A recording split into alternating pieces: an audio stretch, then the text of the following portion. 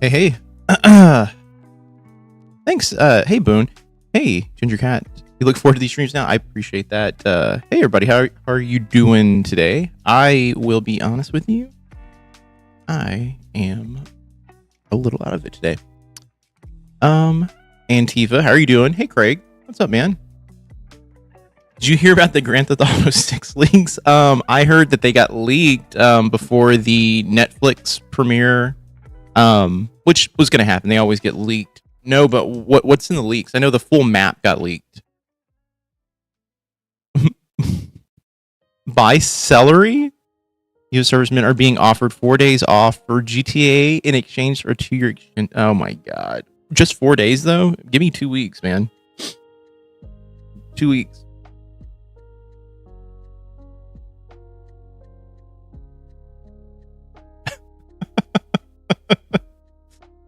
Hey, what's up, Montana? No worries, no worries. I don't know if I'm going to be on terribly long today. I will be just extraordinarily transparent. I started taking new medication last night. And yeah, hey Tina, how are you doing? And it fucked my life up last night. Legitimately fucked my life up. I took it and I was like, man, I'm getting sleepy. Okay, this is great. This is what it's supposed to do. Out of nowhere, my body temp could not regulate. And all I know is like I kept getting insanely hot. I had to crank the air conditioner down below, like, I think I was like at 70 or even like 69. It was bad.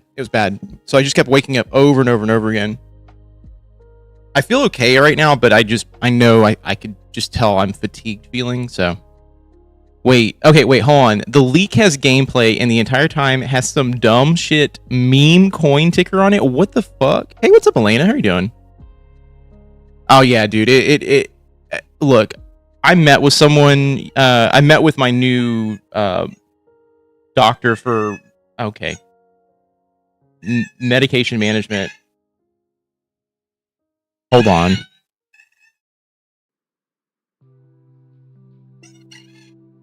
All right, there we go. Yeah. How am I? I'm exhausted, feeling a little bit. I'm exhausted. TNC got an article in the New York Times. Jesus, oh my god.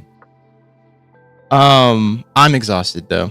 Yeah, I'm about done with the Facebook groups for TNC as well, and Haley's page. I don't think I want to find Haley either while I'm I know she's helping her Nazi parents with their medical shit. Damn. What happened? So what happened? Shit, me too. What happened? Yeah, and that's how menopause works. Heat you right up. Damn. Yeah. I mean, I'm right there. Thank goodness. Yeah, no TNC today. I'm gonna be honest with you. I saw the title of the last episode. And I was just like, yeah, fuck this shit. You're kind of done watching him, to be honest. I cannot wait. I'm thinking about just like taking everything that I've edited already and then infusing it into the other video that I am currently writing. And I am just gonna basically the last half of it is gonna be me just basically talking to the camera, being like, "Hey, guess what? This is not working, guys. This is not working." So what did the New York Times article say? Was it anything important, fun, interesting? It was such a dumb waste of time. Yeah, I mean that is about how I feel about it. Haley nor Chad will call out their mom on her rants. They let her go. And I'm done with that shit. I do not allow my in-laws to speak that way. Fuck that. She's gotten pretty bold. Like, I mean, the last couple episodes that I kind of like was poking through, I was like, she's gotten kind of bold with the racism. Like, it is insane how racist she has become. Like, I look, I know she's always been that way. She pulled out the super Catholic. She pulled being super Catholic out of her ass in the last 2 episodes. Fantastic. Fan-fucking-tastic. I love that shit. She's getting worse. Oh, she's always been racist, but it just feels like lately, since Bob, I don't know if I don't even want to blame Bob. This is just her. That is just her. She's just now feeling bold now. Hey, what's up, Cherish? How you doing? Yeah, she's just really bold lately, and I'm like, okay. Cut the family off originally, and no, their parents cut them out. And the kids groveled back to them. Ooh, fuck them both. Wait, hold on.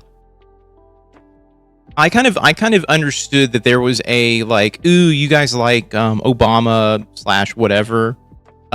Yeah, they cut them off, but why did they come crawling back? I thought the whole situation was Haley's like, I'm fucking done with them too.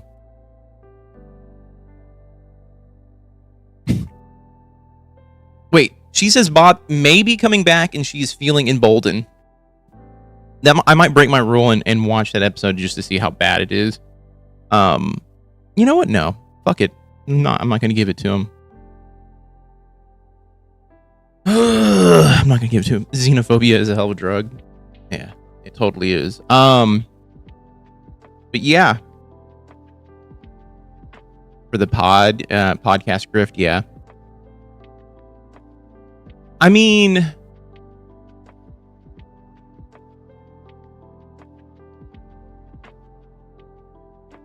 I don't know. Don't watch. It was bad. No, I'm not going to watch the new episode. I saw the title and I immediately went, no.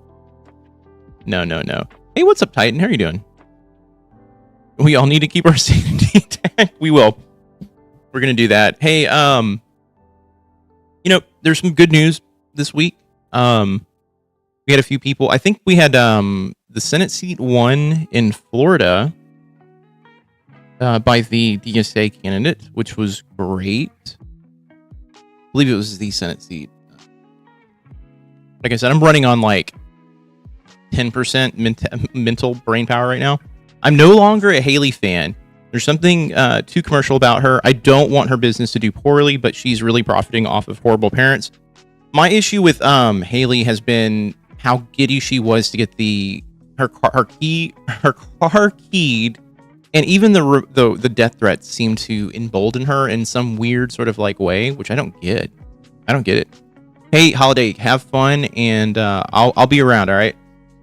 Doing okay. Surviving my seasonal depression. My fall garden seeds are germinating, itching to get my winter sown, but I gotta wait because my summer garden still out there going berserk.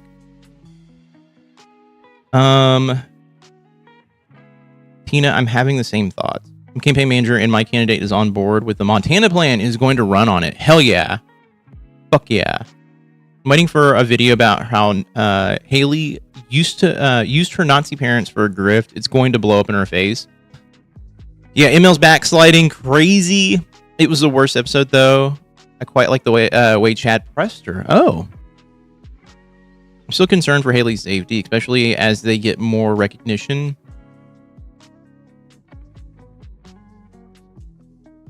Yeah, I don't know. I think there is a way that you could handle a lot of this, like a lot of the death threats without feeling like you're energized by it, because it feels weird to see it. Especially now that she has a New York Times article, people are going to dig deep. I need to look at this New York Times article. Yeah, Haley seems to lack self-preservation genes slightly. To me, Haley displays exactly the same gleeful bloodlust her mother does. Flip, same side of the same coin. Yeah, I agree. I agree with you. They all kind of get off on that whole like, ooh, you don't like this? Here, Chad pressing her. What do you think about Trump? Borda. Let's find this New York Times article. I want to actually read it.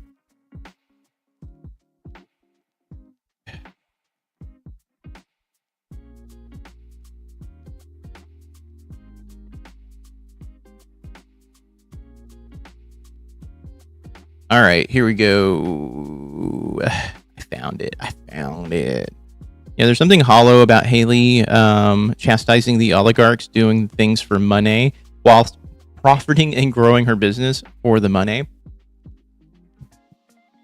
I mean, look, I'm not going to fault her for trying to be successful in what she does. I personally look at it like this: like, we live in a capitalist structure, and there's no way, if you're going to run a business, you can't have the mindset of being like, it'll do good, I guess. I don't know, just I get why she does it. Now, do I think it can be kind of hypocritical? Yeah, a little bit. I'd still order some cookies online if they became available. Yeah. I'm technically going to be, I think, in the area in a couple of weeks. I don't know if I'm going to go, though. Suzanne was like, you should go by there. And I'm like, I don't know if I want to. The car incident wasn't only her vehicle. She later said that there were 8 vehicles total. They can't all have been MAGA. Yeah, I remember that. She did come out and say that there were multiple vehicles. But they did kind of, I don't know. It felt like it was kind of making it about herself at first. I don't know. And Chad is too much of a privileged white man, and it gets on my nerves because he doesn't get things and doesn't even try. He just shrugs it off. Yeah. Oh yeah. Yeah. No, here's the thing. I don't like the kind of like idea that Chad has about like the podcast being like, oh, this is just a sit down conversation with my mom. Like, no, you have a bunch of eyes on you. You have to start doing the research. You have to do something that is engaging, that is pushing the needle forward, not staying stagnant. Like, you can't keep going back and forth. You guys have stayed in the same place. And I'm not even kidding. You've actually backslid over the last 6 months. We all kind of like saw when Bob got sick. We were like, oh, it looks like Mary Lou's actually doing something. No, we're back to before Bob was sick. She's opening a coffee/bookshop. I think she should have just moved the bakery into a bigger space and hired a manager. She complains about being busy. I mean, they're making, look, I don't know how much money they're making, but they got to be making some decent cash where she can hire someone, to manage some of that stuff for her. I'm not either, but I think her critique needs to be more specific. It's not the working class or even the business class. It's the investor class. Yeah, I agree with that. Everyone has to earn money in this life. You can still be charitable with it, though. And maybe Haley is. I wouldn't be surprised. She seems quite decent to me. She does seem quite decent as well. I do get concerned about the optics. Who the fuck is Lindsay Clancy? And why is she a big deal? I have no idea. Whatever happened to the Guthrie mother who got kidnapped? The person who kidnapped them apparently sent a note saying that the mother died. Like, what was that all about?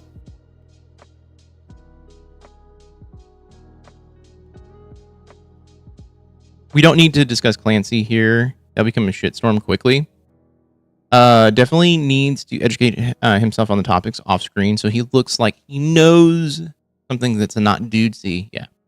Building your own business and working hard to do it isn't something to criticize, in my humble opinion. I don't even think so either. I think if you build a business and it's successful, I think it's great. I do not fault people, especially if you're a small business owner, for trying to make something successful. I think it's great. Okay, Ham, I was just saying it's a heated topic everywhere. Either build your own business or work for someone else. Right. She's not blue collar. She and that whole family is investor class. Cosplaying is blue collar. Yeah, I don't disagree with that. It was the Southern law that did it.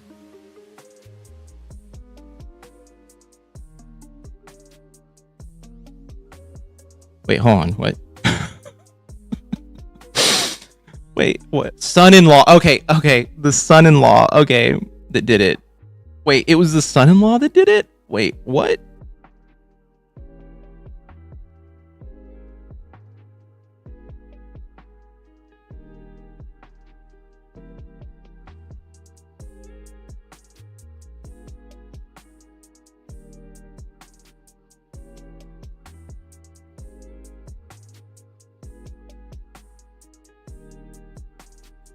Oh wow, son-in-law Tommaso Cioni involvement called out by insider. Interesting.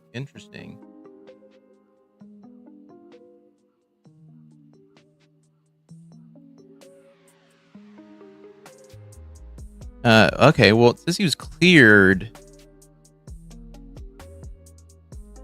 Oh man, that is weird. Okay. I'm confused too. That kidnapped Guthrie, it appears that April 18th, someone accused the son-in-law of being involved in the kidnapping, but he was cleared, it looks like. Butler did it? I have no idea who did it. They said he was a possible suspect, and then now he's not. What optics are problematic that you see, by the way? Is it that she's making Hive so combative, like fuck ice cookies? Not that. I don't think that should be something you should criticize or even become like a target for. I think it is the way that she kind of like... I understand wearing certain things like as a badge, but there is a gleefulness in the like, come at me, bro. Like, yeah, do it. Oh, you want to threaten to kill me? Come at me, bro. There is that piece that is concerning, because we should be telling people like, hey, that is not cool. Like, I don't want to feel like, personally for me, I don't want to feel my life threatened or the people around me threatened. I don't think that is a come at me, bro situation. That is a, hey, I need to get the police involved situation. It just comes off as from an optics standpoint, comes off weird, you know? But the fight, yeah, especially since she has kids, that I think is the other thing too. You're a mother, you instinctually should be like, hey, this isn't right. But look, I'm not them. I don't live in that world. I am someone who is willing to back down and to take a step back if it's going to protect the people around me. That is just how I view it. To me, optics-wise, that was scary when I heard her talking about it. Taken to the extreme, it goes to like the way the Israeli settlers act about the Gaza folks. Well, yeah. Don't get me started. You have children, yeah. So don't get me started on that. We've had a few people come into the chats recently to basically be like, if you support Palestinians or Gazans in any sort of way, you're anti-Semitic. And I'm like, bitch, please do not fucking throw that card in my fucking face. Do not throw that in my face, because if you think what Israel is doing is not a genocide and they're doing it because they're protecting themselves, you're full of fucking shit.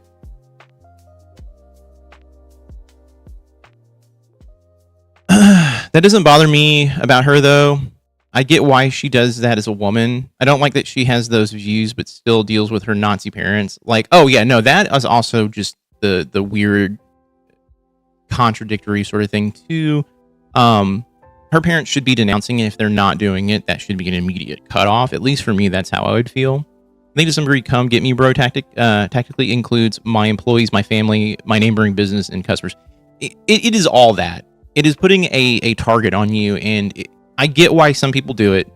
It is a way of being like, you're not going to fucking keep me down. I completely understand it. It just scares me when there's so many other people involved. I understand if it's like one person. Like if it was me and I was doing it and I had no one else in my life, I'd be like, yeah, whatever. Yeah, South Dakota Democrat candidate got pushed out by racism and his house had a fire. Unsure if related, but seems probable. Damn, it's a Senate race. Games people play, transactional analysis. I got you now. SOB is a neurotic habit some are invested in. I know it is. Yeah, I don't mind the arrogance and the come at me attitude. I used it as a deterrent, and it worked more than not. I get why she does that. I can get that too. I just got concerned when there was a whole entire episode of a podcast like where half of it was dedicated to that, and I was just like, fuck. With the weird white men that it scares off because I use that tactic.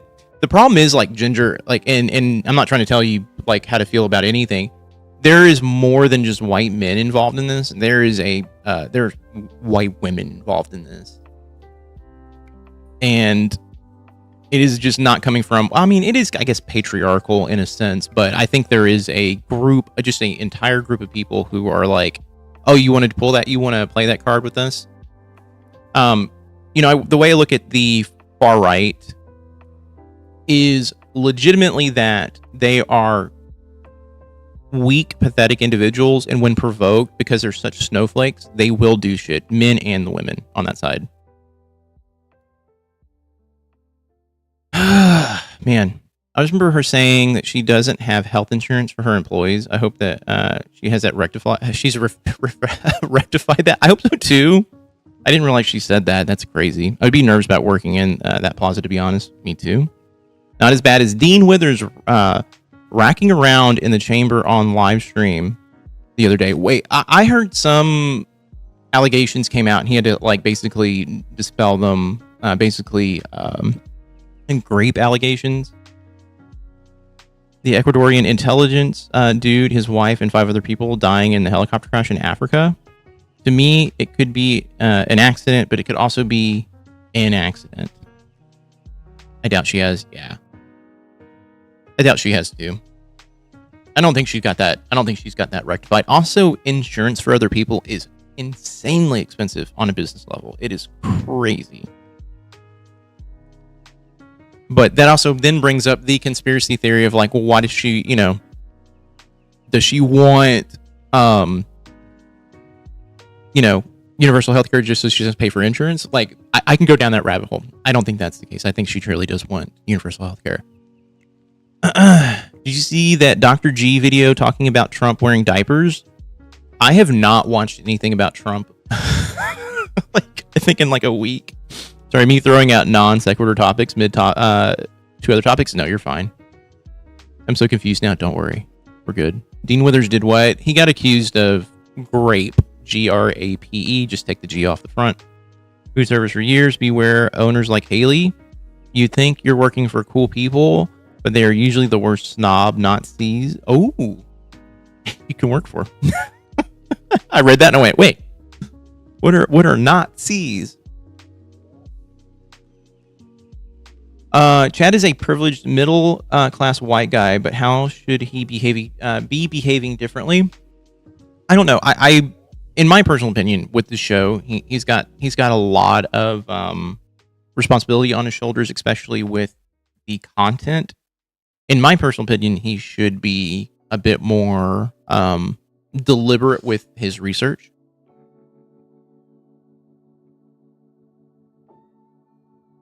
Yeah, Haley has the "we are a family" vibe that I don't trust. Yeah, by the way, I've worked for people who go, "This is a family," and they're the first fucking people to just fucking start letting people go.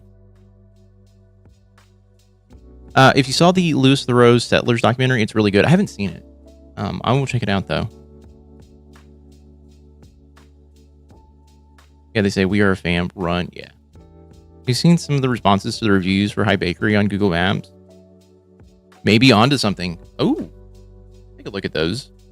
Let's take a look here at this New York Times article. I don't know.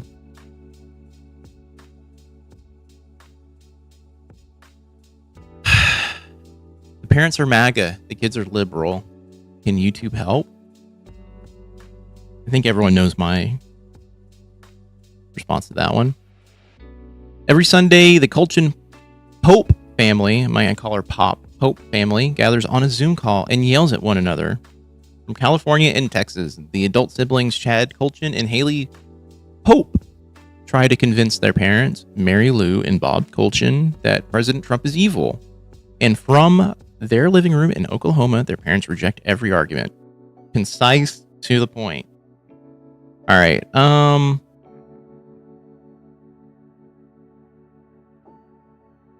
This is just glazing them.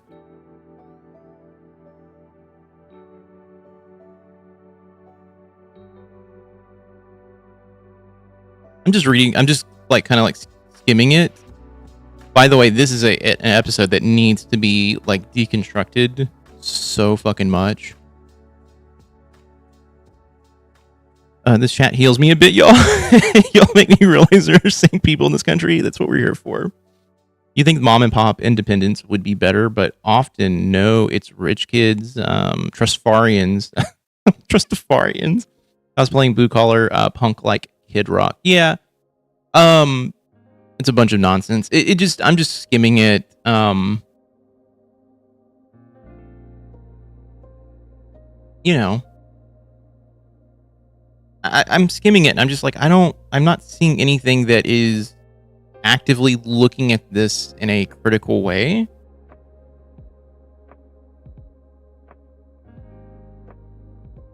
Occasional tender moments like this reveal a subtle effect the show has on the family. So far, no one admits to changing their mind about anything political, but the show has helped them get along off mic much better than they used to. If we're going to fight, we fight there. You know, I don't want to be super duper mean. And by all means, like, I'm glad that it has quote unquote helped them. But as a viewer, I just go, what are we doing? What are we doing here? When they had the psychologist on as a guest, yeah, I think those were some of the worst episodes, other than the Creams revealed of Bob being I read that, I was like, what is a cream reveal? That sounds like pornography. I don't know. The reveal of him being adopted, I mean, I think that has been like part of the show for a bit at least. I'll just be honest with you. I don't know if grand reveal was like, I don't think you meant creams, but you know what? By all means. Someone creamed. I don't know. I'm of the opinion, look, Bob being adopted and then having the worst set of adoptive parents you probably could have outside of, you know, being, I don't know, you can have worse parents, of course, but I think that really set him on a trajectory and has really fucked his life up. Or had fucked his life up. I think his life's still fucked. He's going to be fucked until he passes. I've worked for the Big Rip in KC. It was just a small brewery in North KC. Got hired in 2020 and 2021. The head brewer brought into the business and hired her mom. Oh no. The head brewer turned the sci-fi horror themed brewery into an LGBTQ brewery. Started pushing out all the straight non-family bartenders. My exit was participated by extreme disrespect. The business failed a year ago because of the aggressiveness of the head brewer to make the brewery cater to her community to the exclusion of all others. In a very blue-collar industrial area, alienated all of their customers as well. The LGBT community didn't patron the brewery. They preferred to go out where all the other gay bars were instead, which, you know, obviously, yeah. I don't understand why someone would go down the rabbit hole of changing their clientele. But you know, if the mother is the look, the people, the kids who were running it should have been well aware, like, this is not working. That's crazy though. That is fucked up.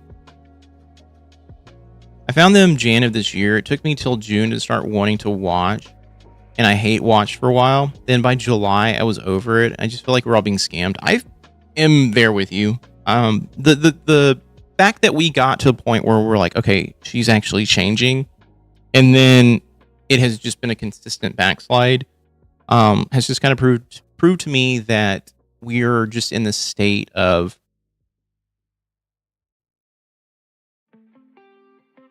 like, it does feel a little scripted. I don't want to be that person. I'm not trying to be the, you know, hey, this show's a lie, but it does feel like that. All occurred during the pandemic as well, so double jeopardy, Jesus. Yeah, his adoptive parents wanted free labor, and now he's mad others don't have the same experience. Bitter asshole. Yeah. The show can't continue without some shifting of ML position. Her having the exact same opinions will get old at some point. I don't think the runway has run out yet, though. I don't think it has either.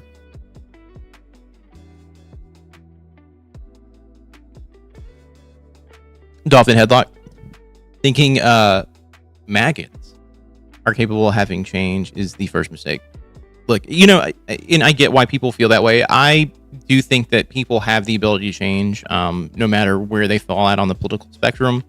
Do I think Mary Lou has the ability to change? I don't per se think so. And I think the only time she will change is if she has to rely solely on Chad or Haley. And it'll be through it'll be because of convenience. That will be it.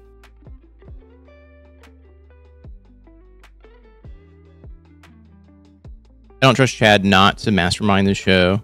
If you're this deep in it, you're done.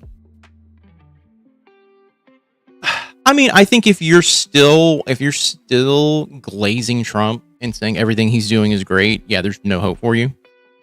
There's no hope for you. No, I agree with you. Human rights violations daily. Yeah, I completely agree. I think if you're still to this day going like, yeah, if you're going now and being like, I made a mistake, like, yeah, great. Fantastic. I'm glad you recognize your mistake. Now, you need to never vote again. Just stop. Because you are not, we cannot trust you with making sound decisions. They haven't gotten a massive boost in viewership yet. This time next year should tell us all, though. They actually did. So last year, they started getting a massive push, right? And I think before that, I think at the beginning of Trump's second term, they were only pulling about 2,000 views per episode. Then, I think middle of last year, that's when they started getting into the 30, 40, 50,000 viewer range. But I have noticed that it is kind of like stalling at like anywhere between 70 to 100,000 now, which is not bad. Like, don't get me wrong, for a video is fantastic.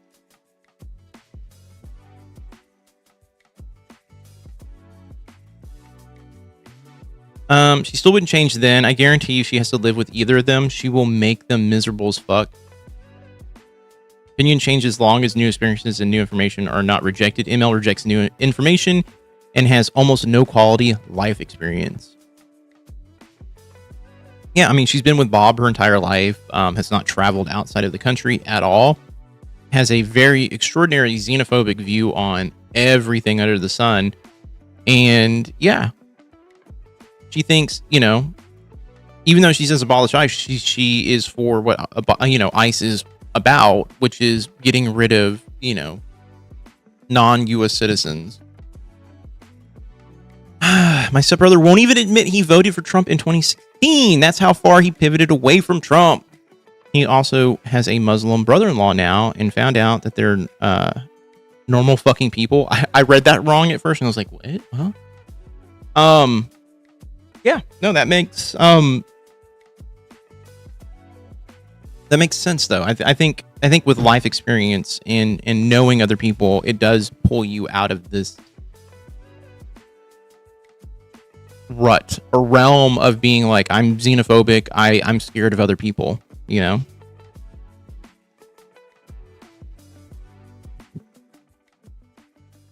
She doesn't mean it when she says abolish ICE, because she doesn't know what it means when she says it. Yeah. No, I completely am with you on that one. 100%. I don't think she really gives a shit. I think she says that because I think she knows that the audience is going to be like, oh my God, Mary Lou, you said something amazing. God. Look at you, girl. You're changing, girl. Namaste. Mary Lou, namaste. Her opinion on trans people. I met her first trans person 6 weeks ago. Initially accepted the new information, but since she's not sought out more experiences. She ultimately rejected the info. Yeah. I don't know. Maybe I'm like a liberal, a mega woke libtard, but the concepts of imaginary borders and citizenship don't matter to me since immigrants are contributing to the country. Look, I think the invention of quote unquote citizenship is it's made up. It's a made up fucking idea. You know, like these imaginary borders we put up, we go, oh yeah. You know, once this person, you know, if this person lives or is born an inch away from this border or an inch on the other side of the border that determines if they're American or not. It's like, yeah. Country founded on immigration, by the way. Yeah, I know.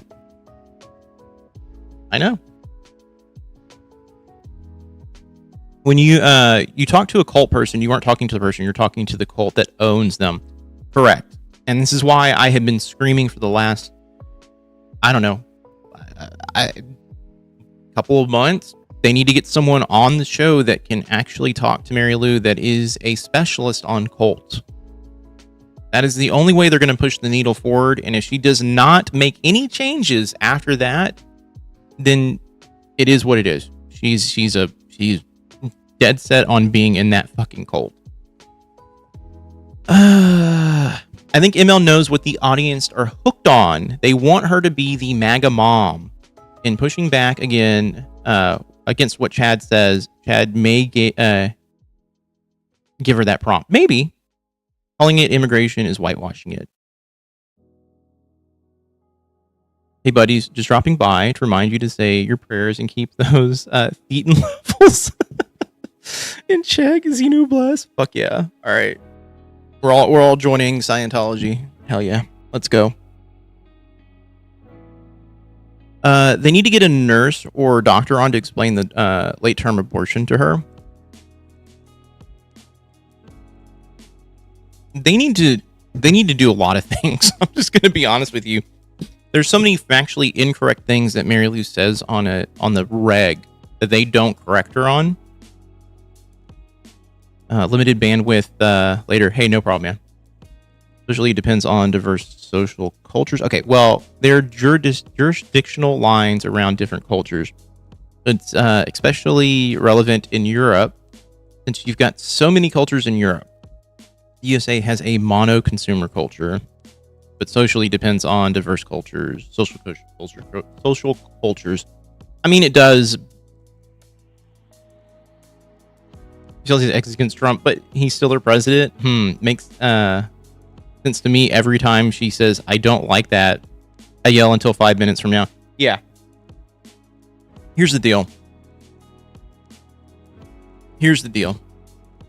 She says that because she knows that it keeps the audience like looped in. Like, hey, oh my God, if I say something negative about Trump, everyone's all like, I think she's getting it. I think she's picking it up. She knows that. You know, she comes off as kind of dumb on the thing, but I don't think she's that dumb. She thinks women will be pregnant for 8 months and suddenly decide she doesn't want the children anymore. Like, come on. Yeah, she's that talking point. She's misrepresenting what she's talking about. She knows exactly what she's talking about, but she's lying and saying, oh yeah, women get, I've read or I've seen people, get, say they've gotten abortions at 8 months. And it's all like, what are you talking about? Can you explain that to me? Can you show me that evidence? Because the only time that stuff does happen is if there's something that is going to happen to the mother or the baby is, like, for instance, I worked with someone who had to have a late stage abortion because if her baby was born, the baby would have died the moment it left the womb because it did not develop a functioning brain. It's stuff like that where you're like, these are things that happen because of, outside circumstances, not because a mother wants to get rid of the baby. A little space left for her to reasonably have the opinion that she supports Trump. It was ridiculous for her to still state it. Yeah, she likes Trump. Here's the thing. She likes everything that Trump is doing. I have a rant that I have been kind of like going over that I'm planning on putting in a video. And I have come to the conclusion, like, everything that she says, she's just saying it because it gets them off the topic of having to discuss things she doesn't like about Trump. Yeah, that's another X. Let's move on. It's another X. Let's move on. She doesn't want to admit hydrocephalus. Is that what it's called? They do get abortions at 8 months, but it's actually induced labor, not. It's not the thing that she thinks it is. Yeah. I love that they can have abortions after the baby is born. That is the most bullshit fucking thing I've ever heard anyone say. Does Israel want Greece, or am I thinking about another country? Test drive it here. Vroom vroom. Okay. uh, she has to be that. I think she is that dumb. To be honest, she has to be that racist. Yeah, I mean, I don't know. I cannot. I go back and I waffle on this. I'm like, I hear some of the stuff that she says. I'm like, you cannot be that dumb. You cannot be that dumb. And then I also I then factor in the idea that this might be some sort of like weirdly sort of like improv, like Curb Your Enthusiasm scripted improv set. And they have a talking point and they have an end point. And once they hit that, it's like, cool, let's move on to the next topic. Use the same exact medical procedures and meds. They do. Yeah. Ted needs to come at her with all of the actual statistical data to combat her uninformed opinions. No one is getting elective abortions in the 3rd trimester. ML is stupid as fuck. I'm going to say this. Look, if she truly is believing what she says, yeah, then she's dumb as a fucking door, like a doorknob. She's like the dumbest fucking person. I'm just starting to kind of fall down the rabbit hole of like, I think this is scripted. In life, I've never even met someone as ignorant as she is. I've met some pretty dumb fucking people. I've also lived in Texas, so that tells you a lot. My dad had an IQ of 145 and was the biggest racist I've ever known. I have a parent that is a very, very smart individual and is extraordinarily racist. So, yeah. IQ is eugenics. I don't care about someone IQ score. Yeah, well, it depends. I did a little bit of like research on IQs because that was kind of like a term that was thrown out about like IQ data. IQs do not mean anything other than just basically testing a cultural sort of like intelligence essentially. You can't give someone the same IQ test that is in a different country compared to like a U.S. IQ test. Like they're all done based off of cultures. Now, if you're talking about like OG IQ tests, yes, those are definitely coming from a place of like eugenics. Yes, IQ is pattern recognition. Yeah. Nowadays they've really dialed that in to not be basically that. Yeah. Let's see. I wonder what the first instance of racism in history of the world was like. Well, you probably take it back to just seeing someone that is not the same shade of brown as you, and then you immediately be like, I don't trust that guy. That's where I kind of go to. Cognitive abilities, not knowledge. Right. I was trying to think of the word. It's not knowledge, it's cognitive abilities. Right.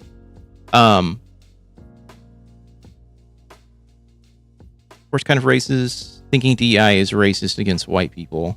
Oh, that is crazy shit, by the way. The people who think DEI is racist against white people, but then use DEI themselves. Like, yeah. It's crazy.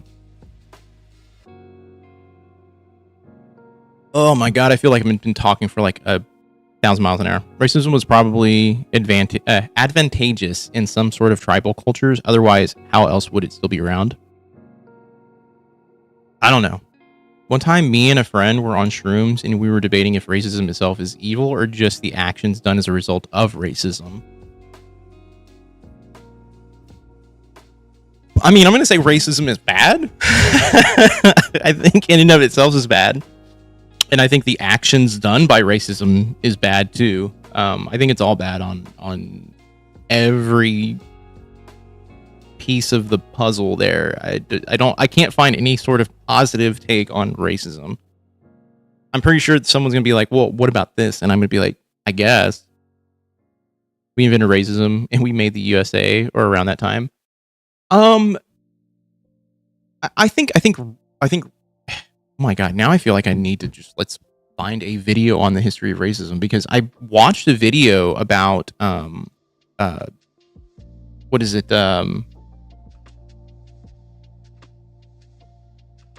Racist sort of slang, and it predates the USA by quite a bit.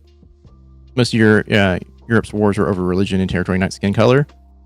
Yeah, racism did. Yeah, it did exist before 1776. I mean, look at the xenophobia of China and Japan. That has existed well before United States was even a thing. Actions taken in the name of racism are evil. Racism, unironically, makes a form of fucked up unity with ethnicities. I mean, yeah, I don't know. You have a person with an IQ of 90, but extensive experience, training, and specialized knowledge in a job, and they'll run in circles around someone with an IQ of 145 with only theoretical info. Yeah. Yeah, look up the grape of Nanking. Yeah. Is an extension of tribalism. I can get behind that. I still think inherently some of the most heinous racist things I've heard are from Asians, especially Chinese towards Vietnamese. Dude, that whole entire region, that area, has been in a constant state of just fucking each other's lives up. And, you know, the Japanese being a pretty fucking evil group of people to begin with when it comes to that stuff. And I love Japan. I think the culture for Japan is amazing. But Japan did some real insane shit. China did too. They all did. We're going to talk about the racism here in the U.S. because our racism is different. We built a country on it. We did build a country on it. Yes, you're correct. I actually think we came in explicitly and said, yeah, let's fuck shit up. Western Asians treat Southeast Asians like shit. Yeah, I mean, there is a not to go down a rabbit hole, but there is a superiority amongst different groups within the different Asian cultures. I know the Japanese look at China as just absolute scum. They look at Koreans as well that way. There's a lot of racism towards Koreans in Japan.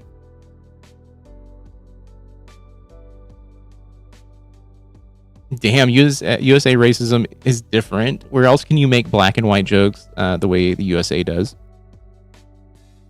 Look, I wish people were a little bit better about seeing people as people and not colors or skin color or anything like that. It would, I think life would be a lot better. USA being the focal point of that statement. Taiwan gets shite too. Yep. We built a country denying racial oppression. We did. We still do.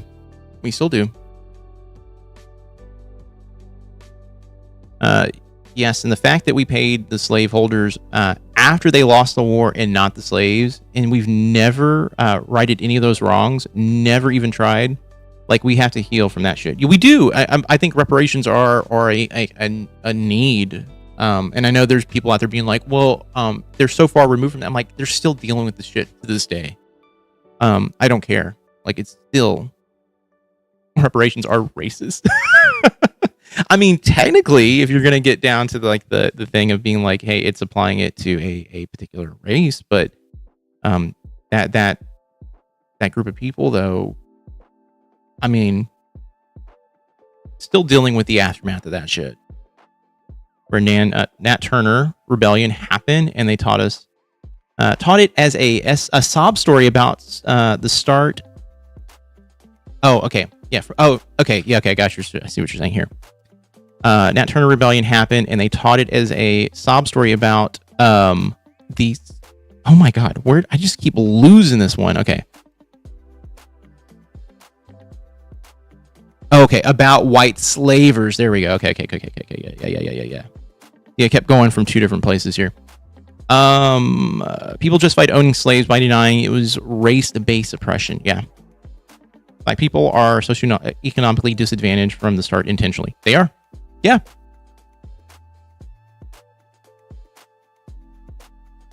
Joanne Frederick Blumenbach, founder of Racial Classifications and Similar Scientists, laid out differences in races, now disproven, that influenced a lot of our brand of racism. Yeah. There's just so much, I don't know if I want to call it like a race theory, but that is a thing that does pop up quite a bit. And I don't think it's a good thing. When we abolished slavery, the oppression shifted to class-based oppression, and of course, which demographic had been held in the lower class the longest. New meds got, yes, I said it earlier. The new meds do have me running on like maybe 10% brain power. I am trying to consume a shit ton of caffeine right now to. Here's the deal. The new medication was going to make me groggy. I did not know it was going to give me menopausal flashes. And that is what I've been dealing. I was waking up every like 30 minutes with like flare-ups. What am I on now? Okay, so the new medication is, I was taking shockingly gabapentin to go to sleep at night, which the doctor was all like, ew. No, I am on now. Let's see. I don't want to butcher this, but I'm going to butcher it. Oh, yeah.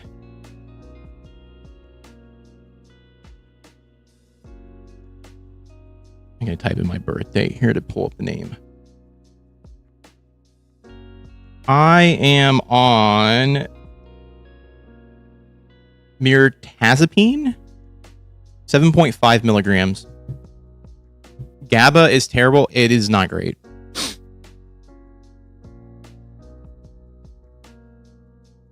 Yeah, but it's supposed to also help with, I have issues with eating food, shockingly enough. I don't have like hunger pains like other people do. And this thing has made me actually shocked. I woke up today and was like, I have a stomachache, and then I was like, okay, I'm hungry. Like, it was the first time in a while where I felt actual hunger. They told me that was going to happen. I was going to be more hungry than normal. So yeah, I've had more calories today than I've had probably like any other fucking morning, which is great. I need that. Let's see. The reparations look like a massive transfer of wealth from the billionaire class and honestly anyone over 500 million to the lower class. The economy is upside down. It cannot continue without it. I think, I'll be honest with you, I think that they need to focus on wealth inequality in general, along with the reparations aspect of it. Before we need to just basically knock the billionaire class out of from like just not existing. They should not exist anymore.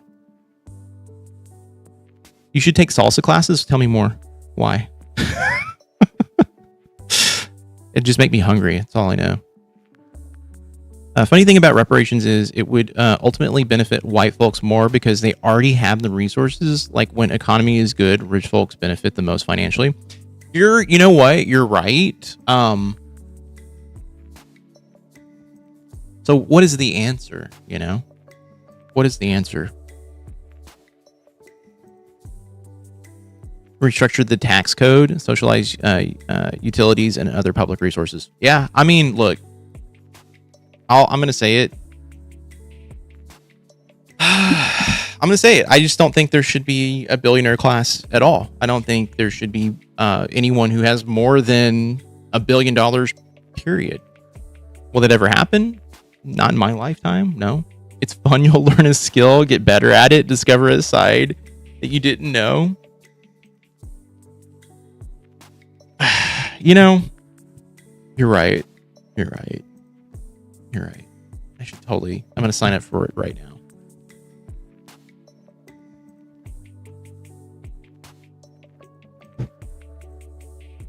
It was interesting to see ML snicker when Chad suggested reparations. Yeah. I could see her being like, oh, you're so stupid.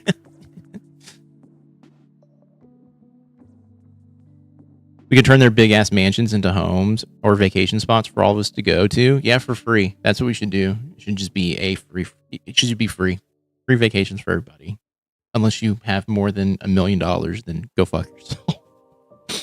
Well, I'm going to say, okay, hold on. Let me rephrase that. $10 million. Go fuck yourself. You can pay for your own vacation.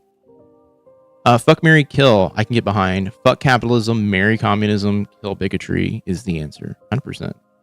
100%. Yes. Yes. For free. Yeah. Fuck yeah.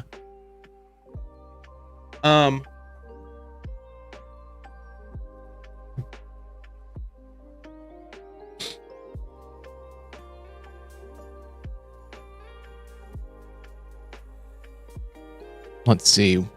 I can feel my face. Billionaires' homes are already free to go to. Just got to take a modern equivalent of a pitchfork and a torch. True. It's it's one of those weird things where it's like, do I go, oh yeah, it's a good idea, we should start screaming revolution and revolt? Maybe. I don't know.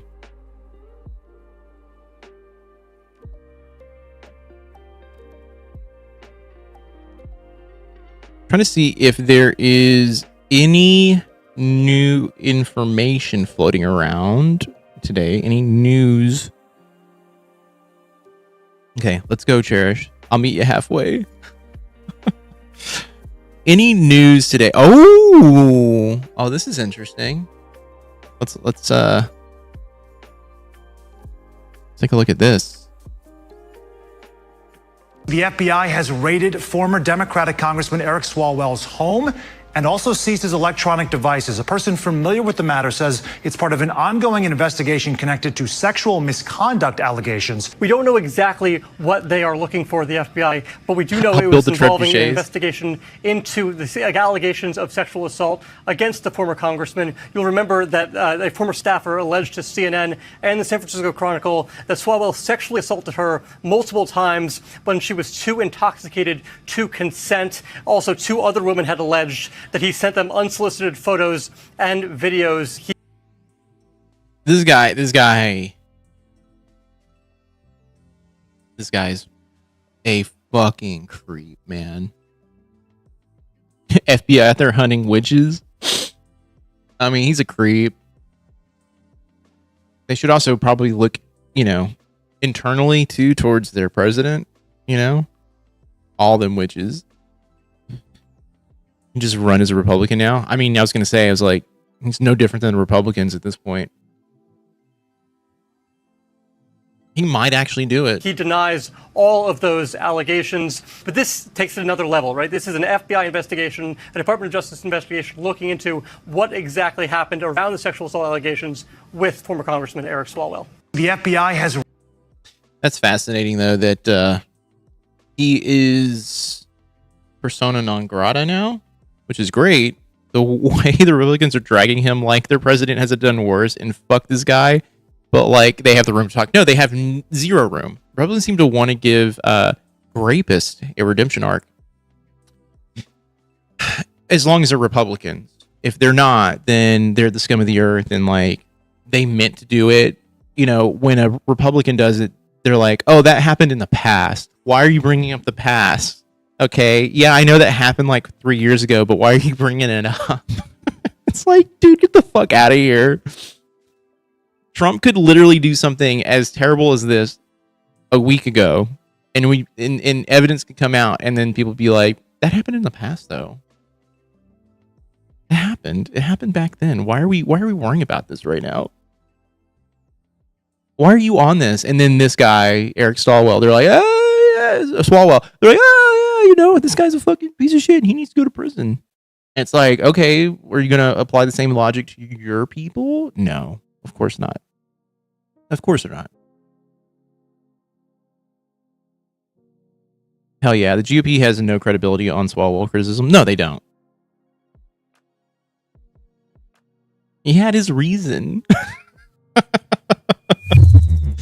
Oh, Jesus. All right, hold on. For decades, the Republican Party has proclaimed itself to be the party of fiscal responsibility and financial conservatism, that they would lower the debt. Donald Trump has repeatedly campaigned on eliminating America's national debt, and yet on his watch, America just broke a new debt record. Oh, this is something I was going to talk about. Fellas, how hard is it not to beat your wife?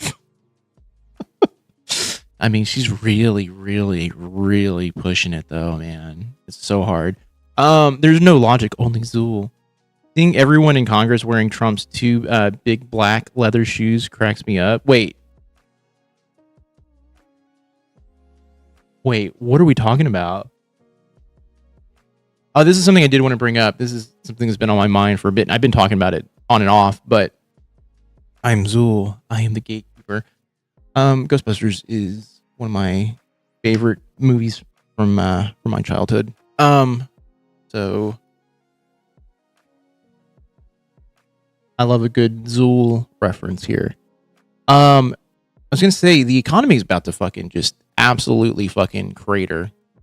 Not Congress, but I guess his special administration people. Oh yeah. So yeah, the economy's about to crater. It's currently in not a free fall, but it's not doing right now.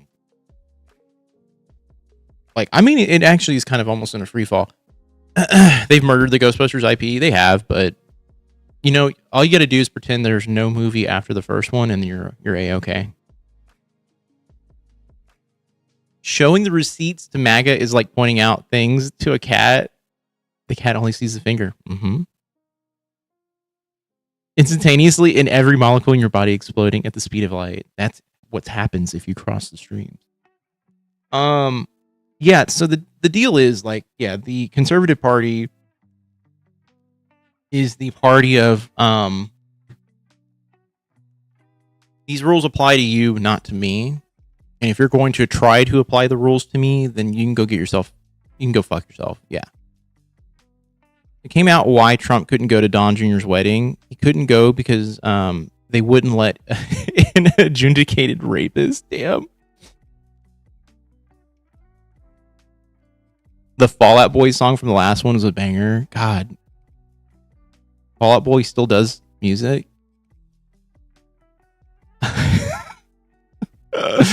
Yes, the economy is being propped up by 7 tech stocks that keep investing in one another. The other 493 stocks in the S&P are essentially flat. Yep. I watched a video the other day outlining essentially that these major tech companies are the only reason the economy is doing well. And they were like, look at what is happening in other markets, like other stock markets. The Korean market is fucked because they invested all their money into tech stocks. And they're like, hey, like, this is going to happen. Like, the fall is going to happen, and it's going to happen sooner rather than later. I then saw an article today going like, hey, the S&P is going to rebound 50% by the end of the year, or it's going to be up 50% by the end of the year. And I'm like, what in the fuck kind of shit are they smoking? What in the fuck are they smoking? And if it is up 50%, then I'm just like, you know what? There's no fucking God. There's no, there's nothing. This is all just a lie. We're in the fucking Matrix at this point. Like, this is what it is. Like when monarchies and the Pope used to trade money back and forth during the Holy Wars, like, nothing has changed except the names of things, and I hate it everywhere. Right? When someone asks if you're God, you say yes. Yeah. God, man, Ghostbusters has been on my mind this week. I don't know why. I even brought it up in my EMDR out of nowhere, but it was kind of one of those things where it was all like, I was just thinking about that the other day. I was like, yeah, Ghostbusters. It's one of the most consistent things in my life. It smells like dynasties. Hey, welcome in, local. I saw you had jumped in a little bit earlier. I appreciate you.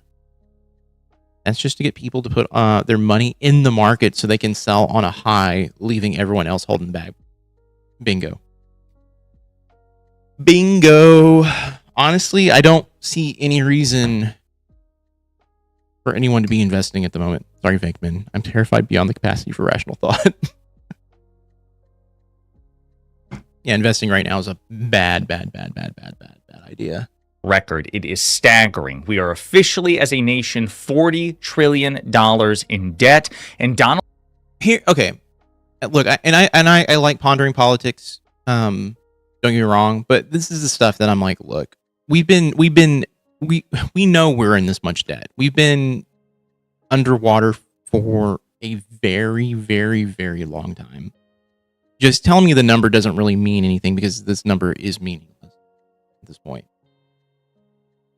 Apparently, the cost of RAM is going to increase even more over the next year.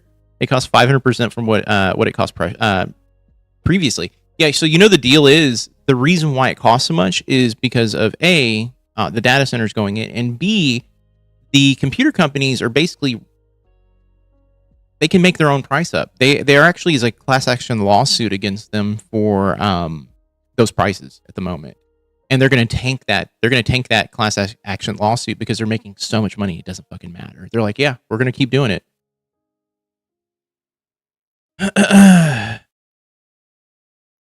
What do you say to people who dismiss Trump's stock exchange behavior as it's legal, so it's okay? No, it's illegal, and I don't care if he's a fucking president or not. It's insider trading. He's a fucking crook.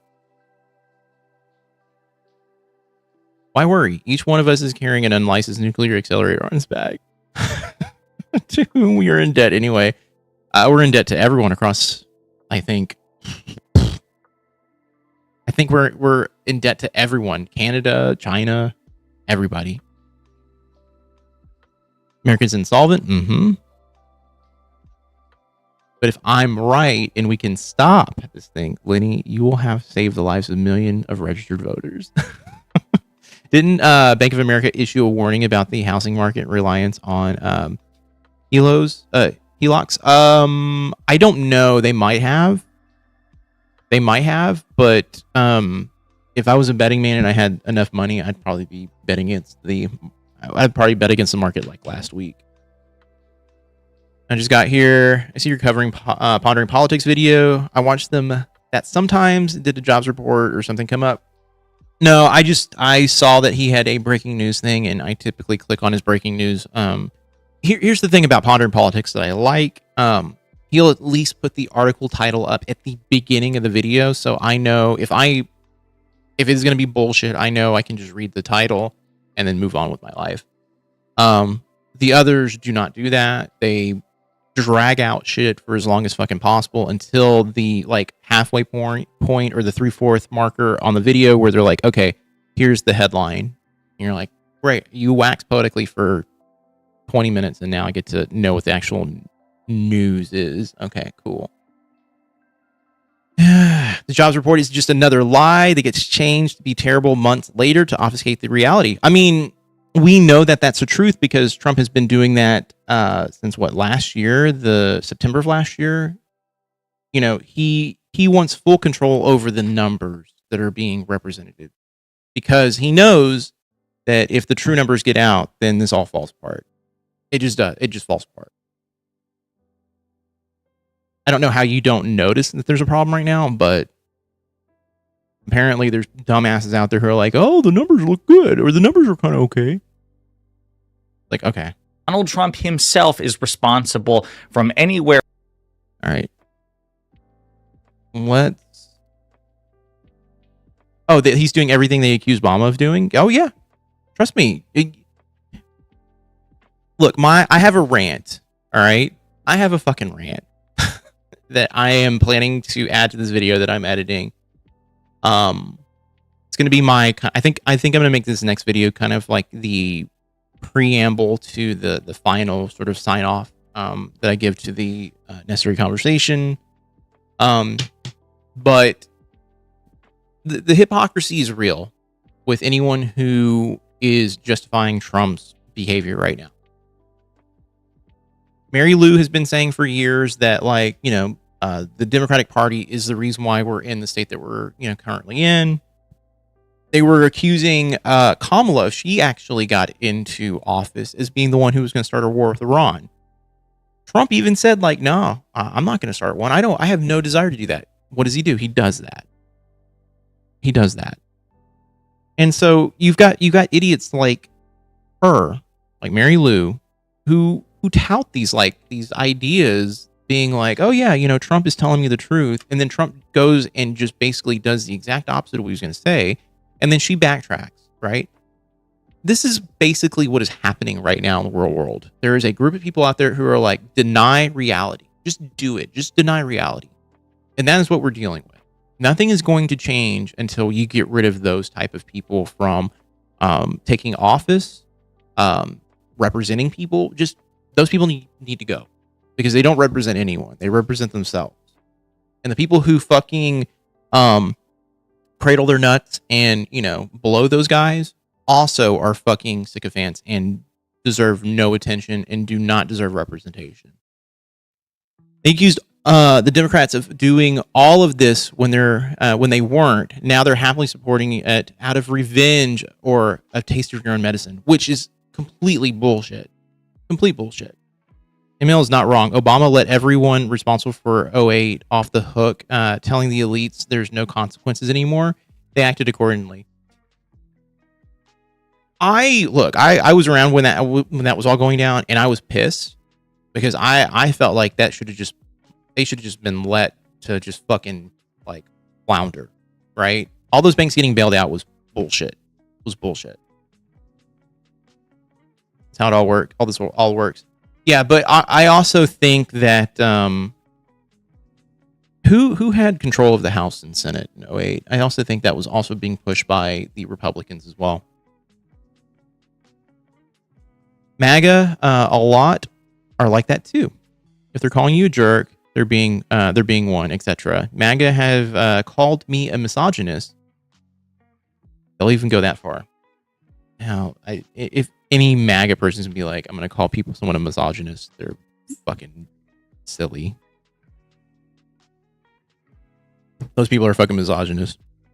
Pretty funny if Chad made Harry Lou Mary Lou read the definition of gullible out loud on the next show, and then listing all of Trump's promises turned lies, and ask her if she's gullible.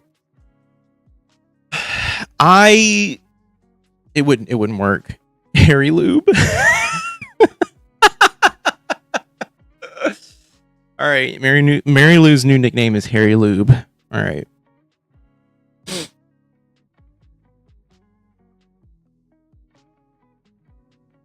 Your theories are the worst kind of popular tripe. Your methods are sloppy, and your conclusions are highly questionable. You're a poor scientist, Dr. Venkman. Isn't that from the second movie, right? It's been a long con set in motion under Reagan. The mentality of boomers / the me generation was the best weapon they could have deployed. Oh, and I don't care if it works on ML. It would just be funny. She'll just say that Trump must have had a reason, of course. But that's her go-to in general. She is just that person where it's like, Trump has his reasons for doing it. The reason why he wants to bomb Iran now is because they're threatening his wife and kids with an AI video. It's all like, come the fuck on. Oh, they're from number one? Okay. I don't know why I thought it was the opening of the second movie when he's on his talk show.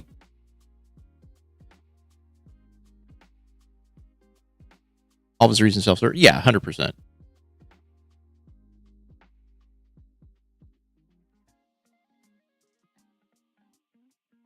Do you guys want to watch something goofy? We can do that.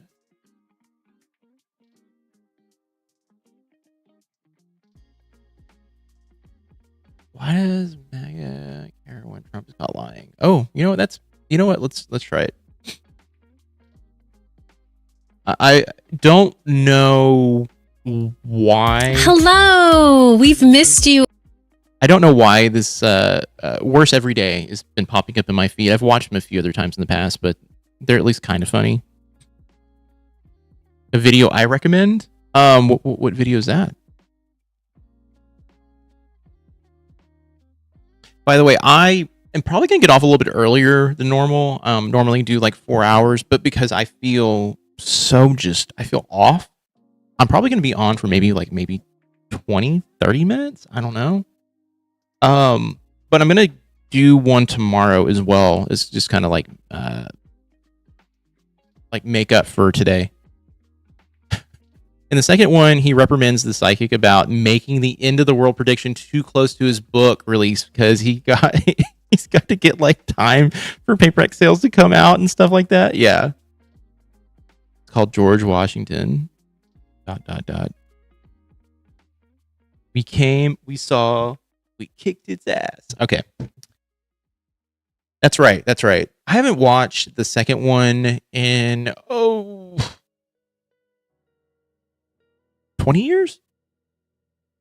Hello, we've missed you all. We're alive. We're tired. Yeah. It's been a long few weeks. On whether or not they closed down the center for 2 years for renovations. And my first thought, I'm skipping ahead just a little bit because I want to see the faces. Was no way this could be real. Oh! Ooh. Well, this person, like, look, it's not bad. This right here, God, that reminds me of Brazil. Jesus Christ. Holy shit.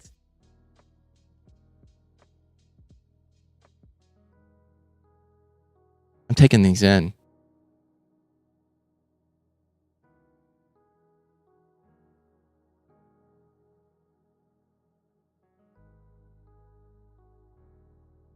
What the fuck are we looking at? The Mar-a-Lago freaks responsible for MAGA's downfall. God. Brazil is not nearly as quotable of a movie as Ghostbusters. It's not. Silence of the Lambs. Hey, you know what? It's like a carnival.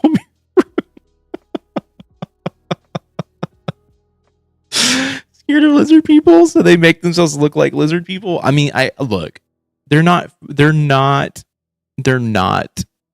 fighting the allegations that they're not lizard people. I think they are lizard people.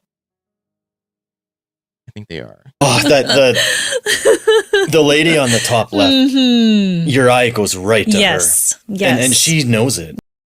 I mean, ooh. Ugh. That face. What is it? Unvie me. Oh.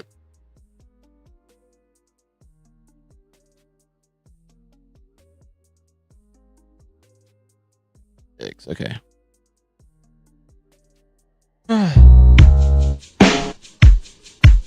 Oh my God! I think I've seen this.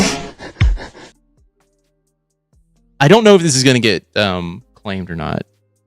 The Jubilee video did get claimed, by the way. I just want to point that out. Michelle Reed, yikes. It did get claimed. I got a message about it like literally 24 hours after the fact. And it was funny because I was just like, oh shit. They claimed the entire first portion of the stream. I was like, all right. No more Jubilee on.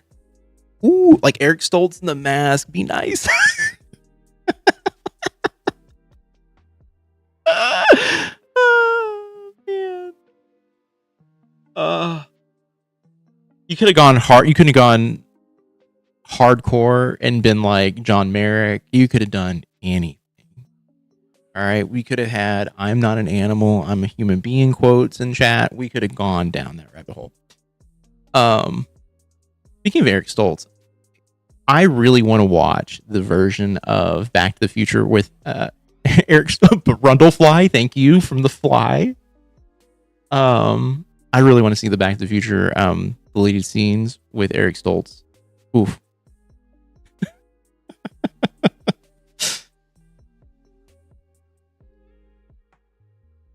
I want to see him so bad. Apparently overacts so hard in that movie that they're like, we cannot put this movie out there.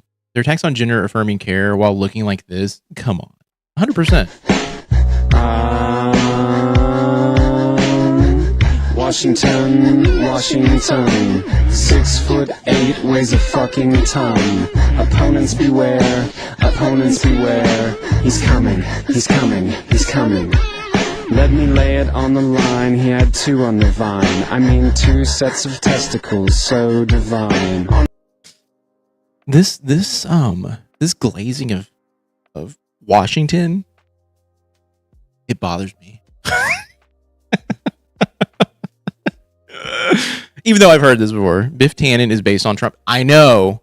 I watched the behind the scenes thing about that, and it's crazy to think that. Well, look, I mean, even people like Crumb and them knew back in the day, like interacting with and seeing Trump was just a bizarre fucking sight. Like people were like, "This guy's insane."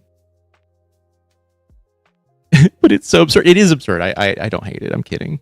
On a horse made of crystal, he patrolled the land with the mason ring and schnauzer in his perfect hands. Here comes George, in control. Women dug his snuff and his gallant stroll. 8 opponents' brains and invented cocaine. He's coming, he's coming, he's coming. Washington, Washington. I'm glad that he invented cocaine, by the way. Oh God, I'll share a little thing about my meetup with the new doctor I'm doing for medication management. They're like, "Have you ever done cocaine or any sort of opiate?" And I looked at them straight in the face. I was like, "No." And they're like, "Look, it's a thing." I'm like, "I've never thought about or even wanted to do cocaine. To me, it feels like that would be just not a fun time." Well, me and her name was Tiffany. We called her Tiff the Biff. Where I lived in the early 90s, we had a ton of New Yorkers moving in, and they all had stories about Donald Trump being a piece of human garbage. God, I need to grab my... This is Trump related. I have a copy of Biff Comics that Crumb did, and Trump is on the cover of that. Apparently, I think it's a story that is a true story in there too. Why would I need to do cocaine when a manic episode already feels like doing it? Bingo. I looked at him straight in the face. I was like, I don't even know if I don't think I could handle that. And like, well, okay. Well, did you smoke weed? And when's the last time you smoked weed? I'm like, ma'am, it's been like years since I smoked weed last. Without George Washington, cocaine, Hunter Biden would...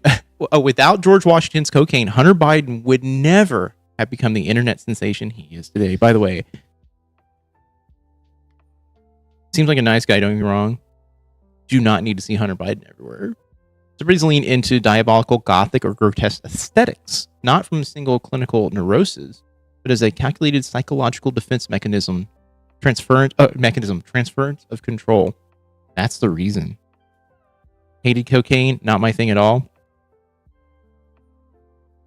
The actor who played Biff Tannen is an exceptional painter, by the way. I'm gonna have to take a look. 6'20", fucking killing for fun. Spread, Delaware. He's coming, he's coming, he's coming. Sue me if I go too fast, but the sons of his opponents wish that he was their dad. Got a wig for his wig, got a brain for his heart. He'll kick you apart, he'll kick you apart. Ooh, he'll save children, but not the British children. He'll save children, but not the British children. He'll save children, but not the British children. He'll save children, but not the British children.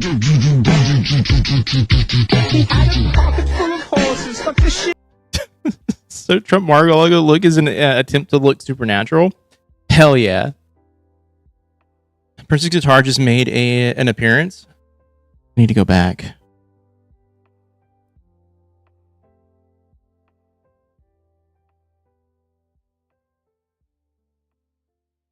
Did it?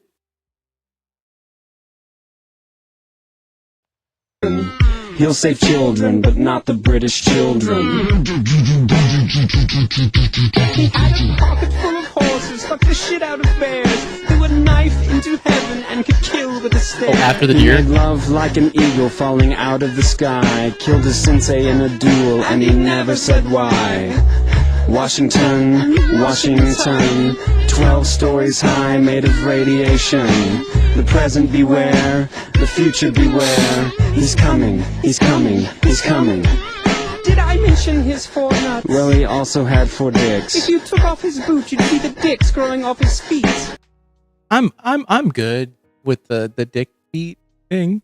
It's so fucking stupid. I just feel better than knowing this is an AI. The fucking dick feet, man. All right. I say some crazy shit in my personal life, and dick feet is a new one. All right. To come out of just the ether from somewhere. This is so weird. I mean, it is a video. I've seen this before. I did not remember dick feet, though. I heard that motherfucker had like 30 goddamn dicks. He once held an opponent's wife's hand in a jar of acid at a party. I know it's supposed to be weird here.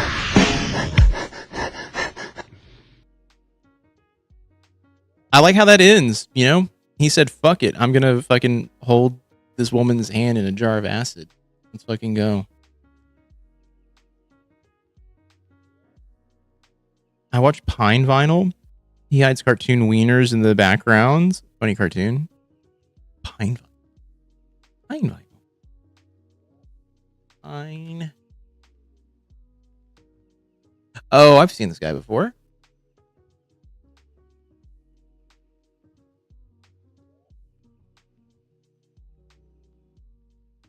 I've seen this guy before. Let's see. Oh God, it's playing again. Oh God. Brandon 2.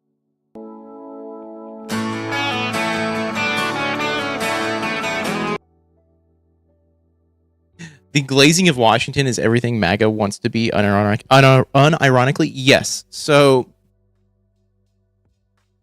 I don't know. I think the deification of so many different fucking, historical figures by the conservative right or the MAGA Republicans is so funny. Especially the one that always strikes me as weird, and no one calls him out on it either, is the Abe Lincoln one, where it's all like, Abe Lincoln has nothing to do with your party at all. At fucking all. Oh, rejected by Don Hertzfeld. Yeah, my anus is bleeding. That one? My anus is bleeding. Your time is already come. What the fuck? Yes. My Online, anus and I is saw bleeding. Hey, what's up, Brittany? My anus is bleeding. Democrats actually used to be the pro-slavery party. I know, and it is such a funny talking point that they don't ever hit them up with. Like, yeah, dude, do you not realize like you're full of fucking shit? The party's pretty much switched in the 1920s. Strange actually catching your stream. How have you been, man? I've been good. I'm today's kind of like a short one. We're just kind of hanging out, watching videos and shit. We've got like a group of people over on YouTube as well. Yeah, and those people are now MAGA. Yeah, exactly. Yeah. Don't really play games much on stream anymore. I haven't played a game, I think, in months. I don't know. It's been a while. But I also get really sick now playing video games, so I hate to be that person who like, yeah, I can't play video games. I don't think any party switched. It's mostly old racist white men in both parties. Well, there was I feel the game fatigue. Yeah. Is DBD even playable? No. It's not. No, there was an actual flip-flop because Republican Party used to be the Democratic Party in I guess beliefs, and I believe there was a flip-flop. I can't remember where I read it. Maybe I can find a video on it. Had always been the white Christian nationalist. Yeah.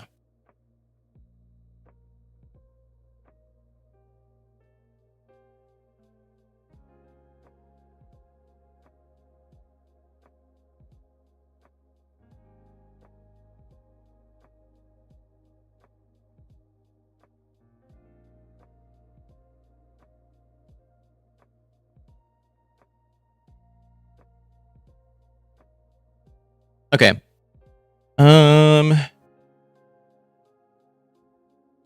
Oh, there is a forgotten history video that says the myth of the party switch. What really happened? Also look at a New Deal FDR times for that cultural flip. Yeah. You going to play the upcoming Halloween game? I'm low-key excited for it. Won't lie. I probably won't. The shift to everything being like first person lately has been kind of like a non-starter for me. Like I haven't even finished the new Resident Evil game, and I typically power through those. I usually power through those games, even if I'm feeling sick. It is on my agenda to play it whenever I get some time, but I haven't had the time. Yeah, no. And I know I see what y'all mean, but yeah. But if this country is being ran by mostly old white men, we will always have to fight for everything we want from them. Always. Oh, 100%. I don't disagree with that. Timeline of U.S. political parties by... You can just type that in. That's quick. And yeah. U.S. political...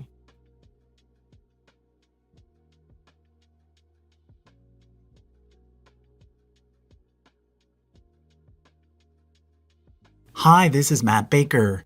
Every now and then I think it's all a game and has been the entire time. This country wasn't founded for the people. It was founded for the rich white men. I think initially it was founded for under the ideas of having some sort of democratic structure and for the people. I think some people took that and twisted it.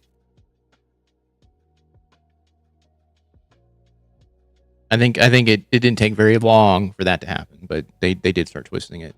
Fair enough. That's surprising to hear, but game fatigue has never been more real than now. It's bad too. The way the companies have been kind of also nickel and diming people.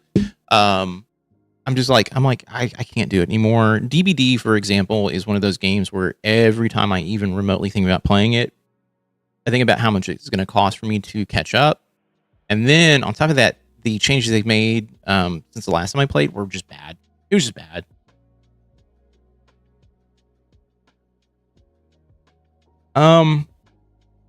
Was it originally liberal conservative? He was being a racist. I didn't say he was one either. Just pointed out something he said. He lost it. Just lost it, and insisted I shouldn't be allowed to be to do that because I'm white. Jesus. Hop on Deadlock, goated game. I'll check it out. Think about it. The big states' rights argument was the Confederacy. Now it's Republican. Colonies were established by imperial white Europeans. The U.S. was founded after the colonies rejected the imperial white regency structure. Yeah, I've been told by other whites that I can't point out their racism. Like, excuse me, I should always do that. Yeah, look, I've heard the same talking points that Bob has spouted, saying that the concept or idea behind white supremacy is not racist, and you should be all for the idea behind white supremacy because you are white. And I'm like, Jesus fucking Christ. He certainly did twist it. If you read the rough draft of the Declaration of Independence, it was when we lost our way. Yeah. Oh, yeah, for sure. I get the same feeling with DBD. Was going to start playing it again regularly and was enjoying Jason gameplay, but the game is just in a crazy state. Yeah, they decided when it came to that game to give a lot of the power to the killers in the game, and they took a lot of the agency that you could have as a survivor out of it. Some of the changes that were made, like even just as like late as like a year ago, I was just like, this is not even fun. Like, you have no like ability to make the game work in your favor. They said, hey, killers can't win enough, so let's get to 100%. Yeah. I was an old 1930s era United States fascist. Oh. The Democratic Party is the actual older party. The Republican calling themselves the GOP Grand Old Party is Clutches Pearl's propaganda. Ad for both sides to play? Yeah. Basically just playing for the collabs at this point. Yeah, that's what anyone is playing. I'm I'm glad I cut it off just cold turkey. Especially MAGA are always going back to how we started. It really doesn't apply unless we need to reference need a reference for something. Otherwise, we need to focus on our future. It's frustrating. It is very frustrating. They buff certain things on a killer in Survivor that just makes the entire game feel worse for everyone instead of good changes. Yeah, I mean, look, I loved the idea of hook sabos and if a killer does not plan out a round well, losing the ability to hook a survivor in a certain area was a positive, in my opinion. Taking away those things just gives the game to the killer in general. Like having a hook come back after like 60 seconds or I think it's like a couple of minutes, is just bad.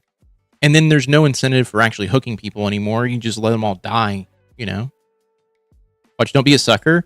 Soapbox Guy is where Bob gets his philosophy from. We could do that. Maybe we can do that tomorrow. I also need to get the Ren stuff sorted out for Monday. I think I'm going to do it on Monday next week. Unless my medication is kind of fucking me up. We'll figure that out, though. For states' rights when it comes to how they use state resources like water, etc. I hate that some other states can take more water than the state that has the water. Like, if that makes sense. I'm in a state that currently is in a drought, right? We have, I think, in the current area I live in, about 50 years of water left over, and no one is doing water rationing out here. We do. We try not to water at all. But everyone in our area is like, yeah, I'm going to water every day at midnight. And it's like, dude, you can't do that. Oh, it's when they nerfed Dead Hard. Oh, yeah. I mean, they kept fucking with Dead Hard. Dead Hard was a thing that I'm just like, don't fucking touch it. Like, you guys made the one change, which was fine. But nerfing it and turning it into, I think, once now per game that you can use it, it's stupid. They add a new Survivor second chance perks, so now all the killers run slowdown, and then behavior nerfs slowdown, so now all the killers slug, and all killers slug because all survivors have second chance. Yeah. When they kicked Wiggle off, oh yeah, when they killed the Wiggle off, it became nonsensical to try to play in any way but one, which was, labeled, gen rushing, yeah. I'm excited. I'm glad you're excited. I'm excited too. It was the most fun perk. They ruined it. Yeah. Dead Hard for distance was ridiculous, but only being able to use it one time makes it useless. 100%. It was dumb. I mean, I use Dead Hard for distance all the time, but there was a period of time where I could loop a killer for anywhere between 5 and 10 minutes. So, Dead Hard for distance was great. My state is also in a drought, and our groundwater levels are so the worst they've been since records were taken. Yeah, it's bad. I think corporate rates for utilities should be a thing. I agree. Clean yourself in the waters of Lake Minnetonka. God, what is that from? Of Helping Boston. AI takes all of our waters and energy here in VA. I'm gonna say it's a Wayne's World for some reason.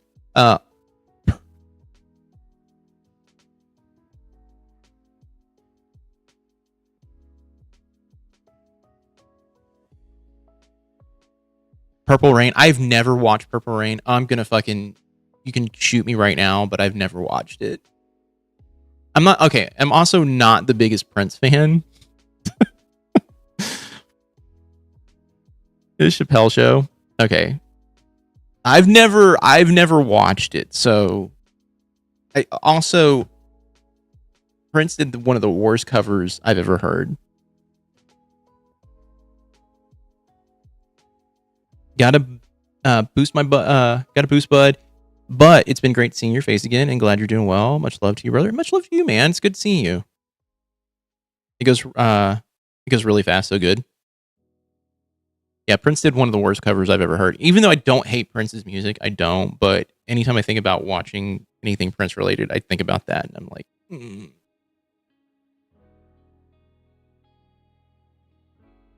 And I think there was a documentary I watched where they were discussing, it was like a mini documentary on YouTube where they were discussing his, like an album, or they paid it was Kevin Smith talking about how he was paid to, do a documentary on Prince, and he's like, Prince is insane. I don't like Prince, but then I learned more about music. Now I'm a fan. Yeah, I get it. Super Bowl halftime show by Prince was excellent.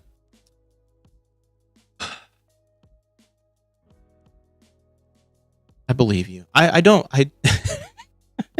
wish I could enjoy sitting down to watch halftime shows, but every time I sit down and watch anything that remotely like is in that realm, I like, for some reason my brain just shuts off and I'm like, okay.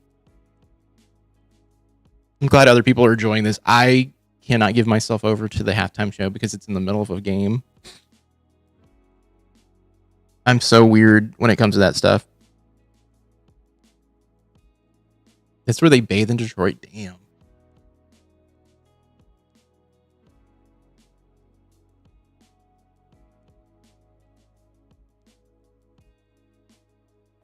How long is this video? 17 minutes. It's fine. On this channel, I like to take a look at a really old chart rather than one that was designed on a computer.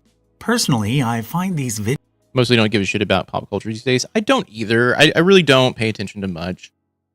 The only bands like I look out for, if they're doing anything, is maybe Radiohead, Mitski sometimes. That last Mitski album is not my cup of tea.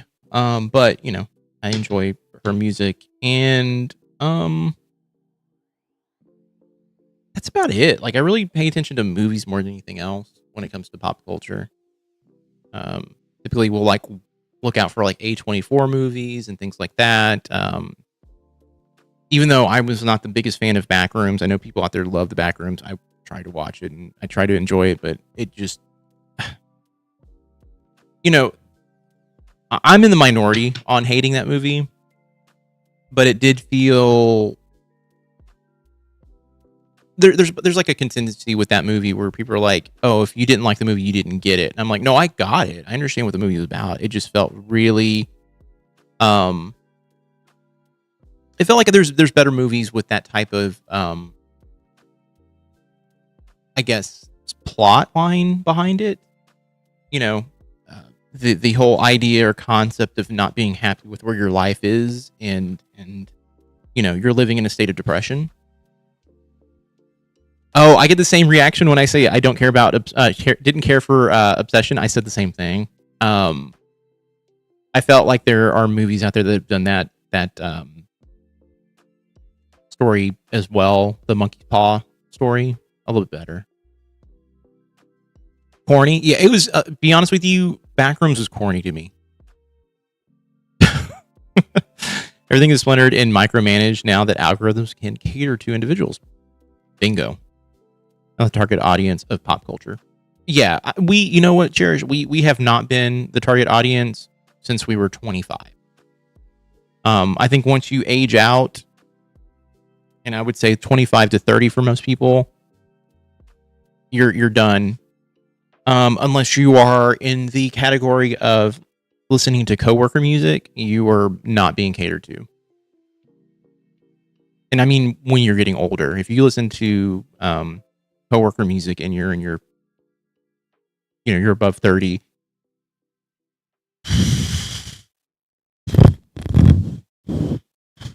Vintage charts beautiful, and there's often things that we can still learn from them, even if they are out of date. So far, we've looked at Adam's synchronological chart of history, the bird's eye. No, but the prescription commercials like to play my songs now. Hearing Walking on Sunshine during commercials was wild back in like the 2010s. You'd be like, damn. This bop is now on a the Alice commercial. Like, what the fuck are we doing right now?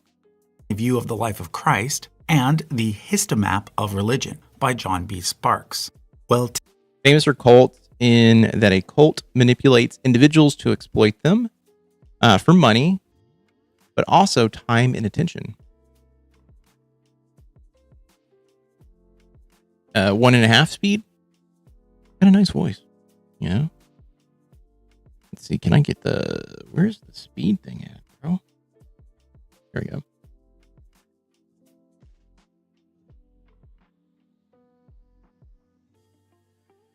He's not speaking fast enough. Imagine those of us who work from home 24/7. I don't have that socialization anymore. Me either. I think this is where I get my socialization from. This and Friday Night Magic, if I do Friday Night Magic. Pre-release, that's it. And even then, I'm just talking to someone for, the amount of a round or a match, and then that's it. Today, since the US election is coming up, I thought I'd take a look at this timeline of US political parties. It was published back in 1880 as a fold-out chart in this book called Conspectus of the History of Political Parties and the Federal Government by Walter R. Houghton of Indiana University. Of course, nowadays, US politics is dominated by the Republicans and the Democrats. But this was not always the case. Prior to the emergence of the current parties, there were actually several other older parties, such as the Federalists, the Democratic Republicans, and the Whigs. By taking a look at these older parties, it will help us better understand the origins of the two current parties. So let's start here with the period before the start of George Washington's presidency. Now, since the American colonies were originally British, they initially had the same two political parties that Great Britain had, which were the Tories and the Whigs. Basically, the Tories were those who strongly supported the monarchy, whereas the Whigs were those who wanted to give local representatives more power. During the American Revolution, it was obviously the Whigs, also known as Patriots, who dominated, with the Loyalist Tories disappearing entirely in 1783, which is when the British finally recognized U.S. independence. Thus, because the U.S. had done away with monarchy altogether, they were left with just a single party, the Whigs. But this situation did not last for long. Although the U.S. was now a republic, there were differences in opinion over how strong the new federal government should be. Those who wanted a strong federal government, with things like a central bank and a standing army, became known as Federalists, whereas those who wanted more state sovereignty were called Anti-Federalists. The Federalists were largely responsible for creating the U.S. Constitution, whereas the Anti-Federalists, who were unhappy with it, were responsible for getting the first 10 amendments added, which collectively are known as the U.S. Bill of Rights. Now, technically, the first president, George Washington, did not belong to either faction. However, most of the members of his administration... Yeah, this is probably the best/clearest explanation of the party heritages. Yes. I mean, honestly, I did not realize we had a quote-unquote Tory party in the United States, which does make sense when you kind of break everything down. I knew we had the Whig party. That was something that was taught in I believe we learned that in middle school. I want to say elementary, like 4th or 5th grade, but I believe it was in like sixth grade history. Were definitely Federalists, in particular his Secretary of the Treasury, Alexander Hamilton, who is considered to be the official founder of the Federalist Party, shown in pink. In contrast, Washington's Secretary of State, Thomas Jefferson, ended up leading an opposing faction, and this eventually became what we now call the Democratic Republican. England had Roundheads. They wore short hair and were for workers versus Cavaliers, kinsmen with long hair. Party, shown in green, although at the time they were simply called the Republicans. The reason why historians now call them Democratic Republicans is to distinguish them from the current Republicans, who are not directly related. Okay, so from 1789 to 1824, the Federalists and the Democratic Republicans were the two main parties. Generally speaking, the Federalists appealed more to the upper classes, who lived in cities and owned businesses, whereas the Democratic Republicans appealed more to farmers and everyday folk. You'll notice that around the year 1800, the pink line and the green line switch places. That's because on this chart, the party that controlled the presidency is always shown on top. So basically, the Federalists were dominant during Washington's tenure. See, that was the question I was about to ask, was like, okay, what is going on with the flip? But now that they explained it, I get it. And then officially held the presidency under John Adams, who had been Washington's vice president. But then in 1801, the Democratic Republicans took over, with Thomas Jefferson being elected president. Jefferson is credited with strengthening America's democracy by getting more people to vote and for transferring power away from the aristocracy and towards the general public. Although keep in mind that at this point, the general public was limited to white males only. Whereas the Federalists wanted the U.S. to be more like Britain, just without a king, the Democratic Republicans wanted the U.S. to be more like France, which had just experienced the French Revolution. Which brings me to left-wing versus right-wing. Nowadays, these terms are pretty much synonymous with the words liberal and conservative. But originally, they actually had more to do with something else. They originated in France during the French Revolution, when supporters of the king would sit on his right side and the supporters of the revolution would sit on his left side. So at this point, because the US didn't have a king, they didn't really have a right-wing party and a left-wing party. However, over time, the term right-wing has instead come to represent any group that wants to conserve the older traditional ways of doing things, whereas the term left-wing has come to represent those who want to progress forward. Now, the problem with dividing politics into right-wing and left-wing is that it often leads to a situation whereby neither side listens to the other. I think that is the key word, or the key phrase. No one listens to the other side. So you get right-wingers relying only on right-wing sources and left-wingers relying only on left-wing sources. Okay, I want to go back just 1 second. Right-wingers relying only on right-wing sources and point out left-wingers relying only on left-wing sources. All of those under the left wing are, in my mind, moderate. MAGA's adoration of a president and the No Kings movement makes better sense now, doesn't it? Yeah, totally. Rome has optimates in the populars, and on it goes. Which is why one of my favorite apps, Ground News. Oh God, I need to talk about Ground News. There's been so much shit coming out about Ground News that I'm so glad that I've never endorsed the idea of just using Ground News for a main. It's all right wing. Yeah, I agree with that too. You know what? You're right. It is. But here's the deal. It has come out that like Ground News is actively manipulating data and serving up content, calling certain content far left or far right, when in reality it really doesn't fall in that category, or it does fall in that category, or they're just misrepresenting it. So they're supposed to be an aggregate, but they're not really like acting as an aggregate. Yeah, I've been seeing stuff about Ground News too. So to me, it's like whenever I see old content where like Chad is talking about like having a sponsorship with Ground News, I'm always like, now it makes so much more sense. I'm waiting for the VPNs to be shown as a scam too. I think there are only a handful. I think there may be like 2 or 3 VPN companies that are trustworthy nowadays. But those are the people who are not in the United States, first of all. Is the perfect sponsor for this video. They combine the world's news from across a story really over 300 blind spot in second Trump assassination leaning outlets. Ground News. Yeah, the whole links to paywalled content thing turned me off of Ground News a long time ago. I mean, when someone pointed out to me that you have to pay for a subscription, this was back when I was making the video for getting Mary Lou access to Ground News. I was like, why would anyone do this? And I was like, well, I guess it is for people who don't know what the fuck they're looking for, and if they can't, determine what they're viewing is, if it's conservative or not conservative, or if it's just just giving you the facts. But it's come out like they're basically playing into manipulating data as well. Usually the ones that do advertisements for YouTubers are the other way around. Yeah. Make money when blood flows in the streets, even if it's your own. There needs to be 2 opposing sides to ensure plenty of blood flows in the streets. That's sad,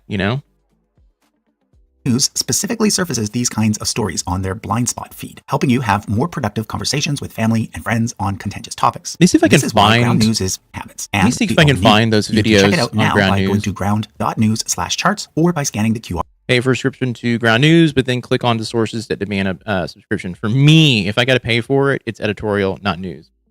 I agree with that too. Our code. Subscribe through my channel this month and you will save 50% off unlimited access to their Vantage plan. All right, back to the timeline of US political parties. Before we move on, I also want to point out this part of the chart down here, where you can see a bunch of little pink and green squares. This shows which party controlled Congress, with the top square representing the Senate and the bottom square representing the House. So that's pretty cool. Moving along the main timeline, we see that Jefferson was followed by James Madison, who was president during the War of 1812. Here it is. Following that war, the Federalist Party basically fizzled out, resulting in what's called the era of... Sorry, just to point out, this is the video that I saw that pop might up on be my getting feed. Covered by news organizations of one political leaning, but not another, to help you get out of your filter bubble. Sounds great, right? Right? Chapter 1. So what's the problem with ground news anyway? There's this video by Ben Jordan about how capitalism is dying. Something I was researching for a certain other episode. And his video is pretty good. However, there was one part that made me do a double. What the fuck cut was that? At one point in the video, he says there's a problem that every piece of news that the average voter sees is manipulated by a third-party aggregator. Yeah, true. And then...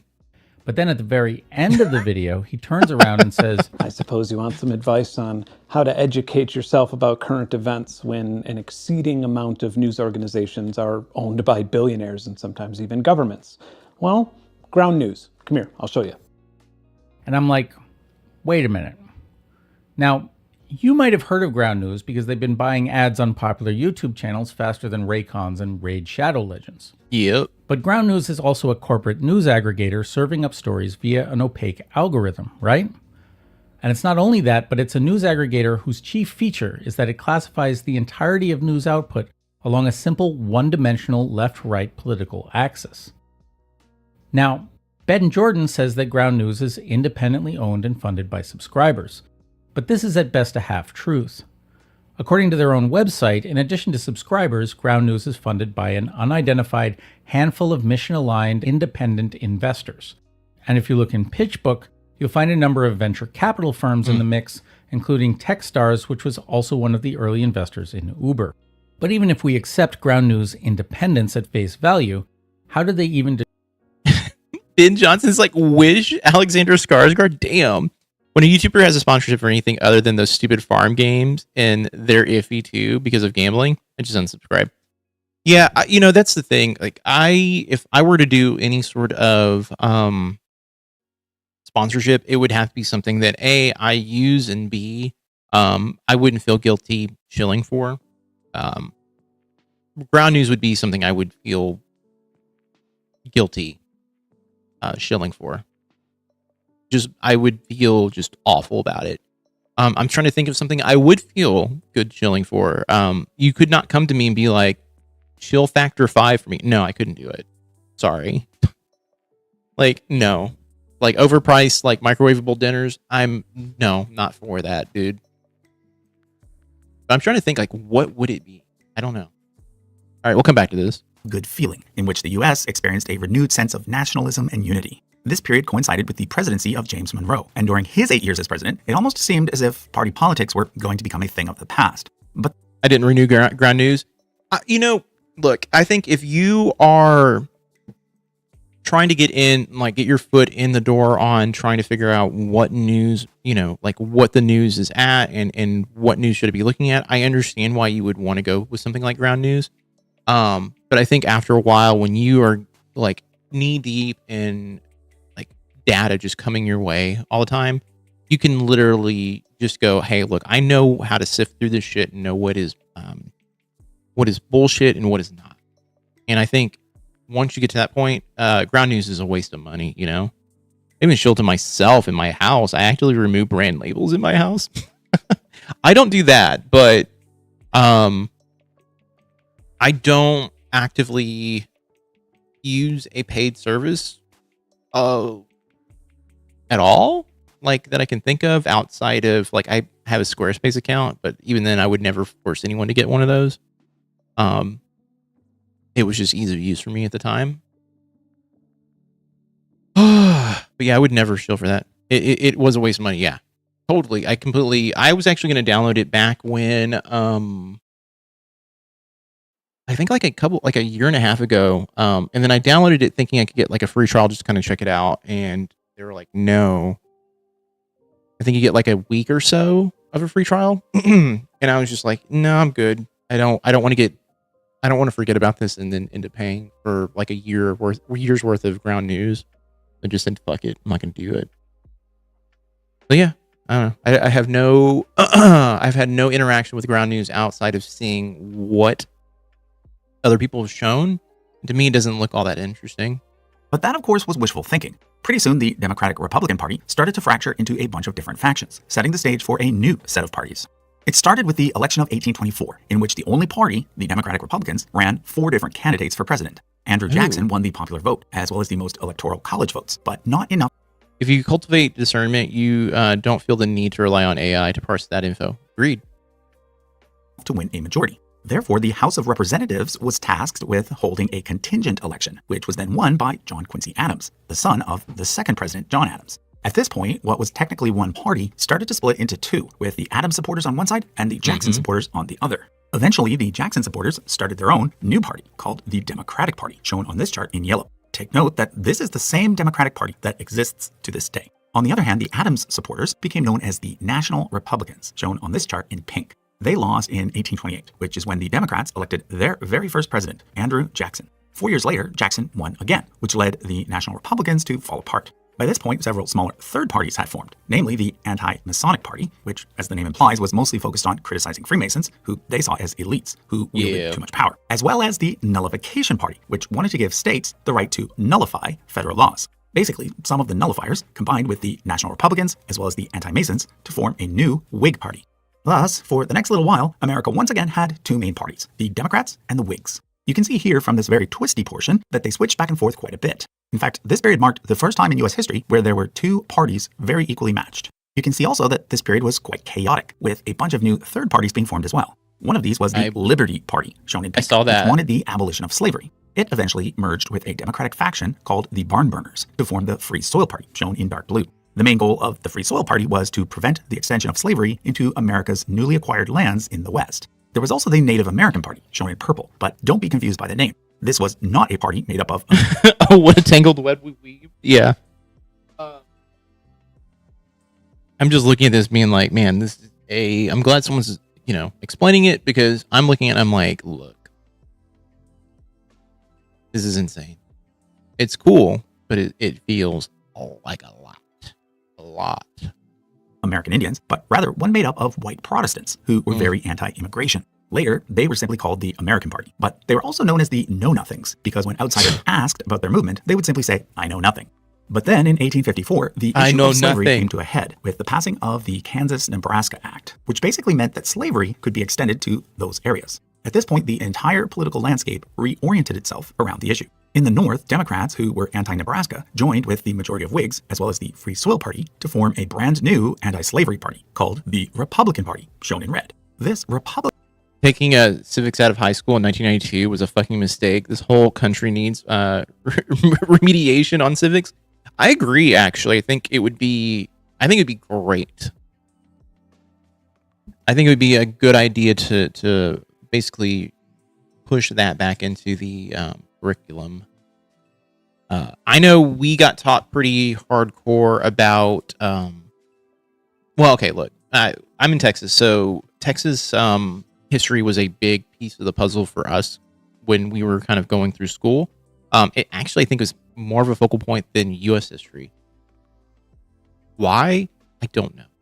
There's some absurd amount of pride in Texas history that I don't get, but by all means, look, Texans are the most prideful people when there's no reason to really be truly that prideful. I don't know. Civics with Joel. Hey, we're doing it right now. Be a class we can brush up on every so many years, along with CPR certifications that we all should have if able-bodied. I agree with that too. History was separate from civics prior to 1992. Yeah, I never had the civics class when I was in high school.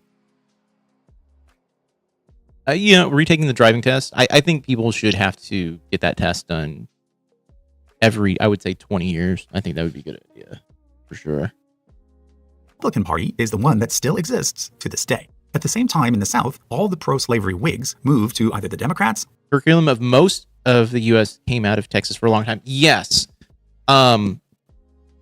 Yes, it did. We actually, I think we're producing a shit ton of books as well. But that all kind of changed when I got into, I think it was middle school to high school, because I graduated in 2003. That's when things started to kind of deviate just a tad bit. At least that's what I remember. Or the American Party. Thus, in 1856, there were three main candidates. However, the Democrats still won, electing James Buchanan, who today is considered to have been the worst president in U.S. history. But then, 4 years later, in 1860, came what would become the most consequential U.S. election of all time. This time, the Democrats split into two camps, with the Northern Democrats and the Southern Democrats each choosing their own candidate. In addition to this, the new Constitutional Union Party, mostly made up of former American Party members, also fielded a candidate. In the end, all of this vote splitting resulted in a victory for the anti-slavery Republicans, now led by Abraham Lincoln. But of course, it also resulted in the U.S. Civil War, which is why you see the Confederates splitting off from the Democrats here. As you know, the North won that war, and the United States became united once again. From here to the end of this chart, the Republicans remained in power, although technically Johnson was a Democrat, even though he was elected alongside Lincoln as part of the National Union ticket. So for this last part of the chart, there is yet again two parties, this time the Republicans and the Democrats. If we zoom out, we can basically divide the first 100 years of U.S. history into three main parts. From 1792 to 1825, there was the first party system, consisting of the Federalists versus the Democratic Republicans. Then from 1828 to 1854, there was the second. Used to be covered, used to cover the Constitution, how the branches of government work, how taxes worked, how politicians are elected, what the party platforms were at the time, and how the military works.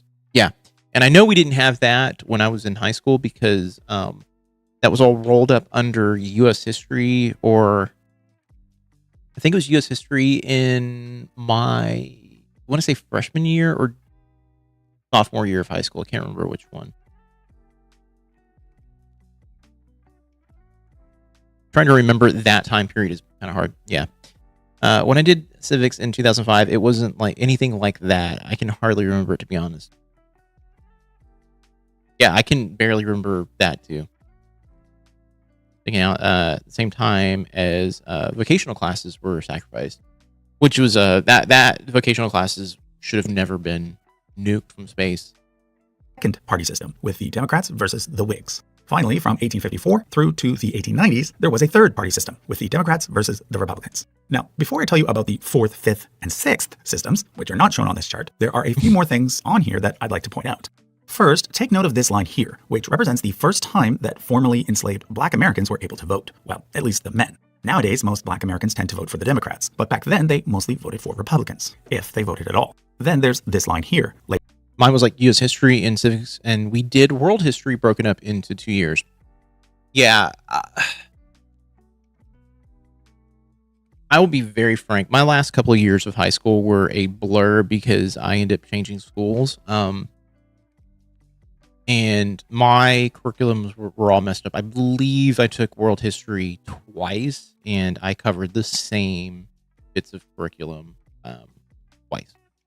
History covered the origins of the U.S., the independence movement, and our involvement in international affairs, but not really about how our democracy is meant to work.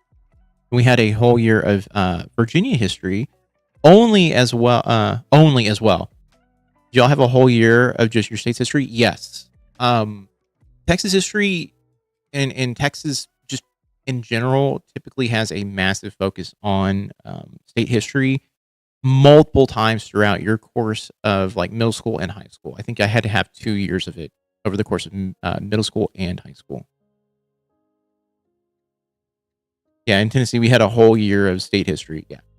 Labeled liberal, standing for not alone at all. Liberal Republicans, who during the 1872 elections supported the Democratic candidate. Also shown is the temperance movement, which drew from both Republicans and Democrats. It eventually led to the prohibition of alcohol, but that didn't actually happen nationwide until 1920. Finally, there's the labor reform movement, which started to gain traction in the late 1800s. Now, as you can see, this chart ends around the year 1880, which is when it was first published. A later edition extended it to 1892, showing the first post-Civil War Democrat to be elected, Grover Cleveland. But after that, there were sadly no more updates. Thus, in order to bring things up to date and tell you what happened between 1892 and today, I'm going to have to use a more recent chart. There are several out there, such as this timeline, but the one that I like best is this chart, created by Kathleen Cowell. As you can see, it shows the first three. VA history does need a year, to be honest, though. I mean, Texas history does as well. Texas as a state is fascinating. I think some of it is not told correctly, especially stuff during the Confederate War and the independence era of Texas as well is a little muddy in certain aspects. They like to tell the glorified history, not the true history. But I mean, that's U.S. history in general too. They like to glorify shit. Freshman year was civics first semester. US history, second semester. Sophomore, 2 semesters of world history. Junior and senior year were elective histories. Ooh, I think later I'm going to look up the other states' histories. Texas is crazy. Like everyone who at the Alamo, by the way, is glorified like in a way that, I mean, look, that battle is fascinating. Don't be wrong, but they talk about the basement of the Alamo, and there was never a basement. I'm just kidding. Right, that's a Pee Wee reference. No, there was some stuff that it's just like the conversation we have about the word terrorist. We won in Texas, and so some of that stuff is a little bit muddled and not necessarily being told with the correct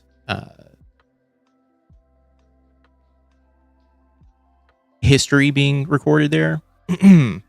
Kansas history is fun. I bet it's fascinating. Texas is crazy though. We had a quick refresher on civics in our senior year around voting rights. Like, I know most of the East Coast history because I'm on that side, but yeah, brush up on other states too. I have a love-hate history with history. I do too. I'm not the best with remembering dates, so I get kind of muddled here. State history was covered in middle school for us. Yeah, ours, because Texas is Texas, likes to harp on it. Maybe you can watch a video on Texas history. I think it'd be kind of fun. Davy Crockett, y'all can go to hell. I'm going to Texas. Romanticized. It's exactly. It's shit like that where you're like, systems, which we've already covered, but then goes on to show the rest as well, starting with the fourth. The fourth party system was a lot like the third, with the Republicans dominating in the north and the Democrats dominating in the south. Yeah, I felt like a lot of repeat stuff happened in terms of like the same information kind of being regurgitated in middle school. Missouri and Kansas history is fucking wild. Maybe we can watch some of that shit too. But the main difference was the increasing focus on progressive issues by both parties. For example, this was the period when women fought for the right to vote, which they were granted nationally in 1920. All of this stealing led up to Santa Anna's leg. Oh God, look. Cotton Hill's one of my favorite characters from King of the Hill. Look, you cannot continue to keep Cotton Hill around. I understand why they killed him off, but man, I would love to see newer episodes with Cotton Hill. He would be MAGA, hardcore MAGA. The Great Realignment of 1932, which marked the transition. Okay, 1932 was the Great Realignment to the fifth party system. Originally, the Republican Party was the more progressive one, the one that pushed for big government projects, and the one that had its base in the north and in urban centers, whereas the Democratic Party was more conservative, wanted a smaller government, and was more popular in the south and in rural areas. However, starting with the New Deal programs of Franklin Roosevelt, things basically switched and have remained switched to this day. Take note that during the fifth party system, the Democrats held power most of the time, but during the sixth and current system, it's mostly been even. Now, some analysts argue that we are currently entering, or have already entered, a seventh party system, especially considering how much Trumpism has changed the Republican Party. But the jury's still out on that one. A lot will depend on how the current election pans out. Okay, so that was a look at the timeline of US political parties. I'll leave a link to all the charts I've shown in the description. So yeah, they kind of flip-flopped in 1932. So, it's funny, like when Trump and them point out, like, oh yeah, we're the party of, Abraham Lincoln. And it's like, well, actually, you're not. You're not. Like the party's completely switched. You're actually the party that was for the Confederacy. So when you guys paint yourselves in the pictures with Abraham Lincoln, you're full of shit. National prayer with the New Deal. Yeah, with the New Deal, exactly. National prayer breakfast was started to battle New Deal. That is insanity.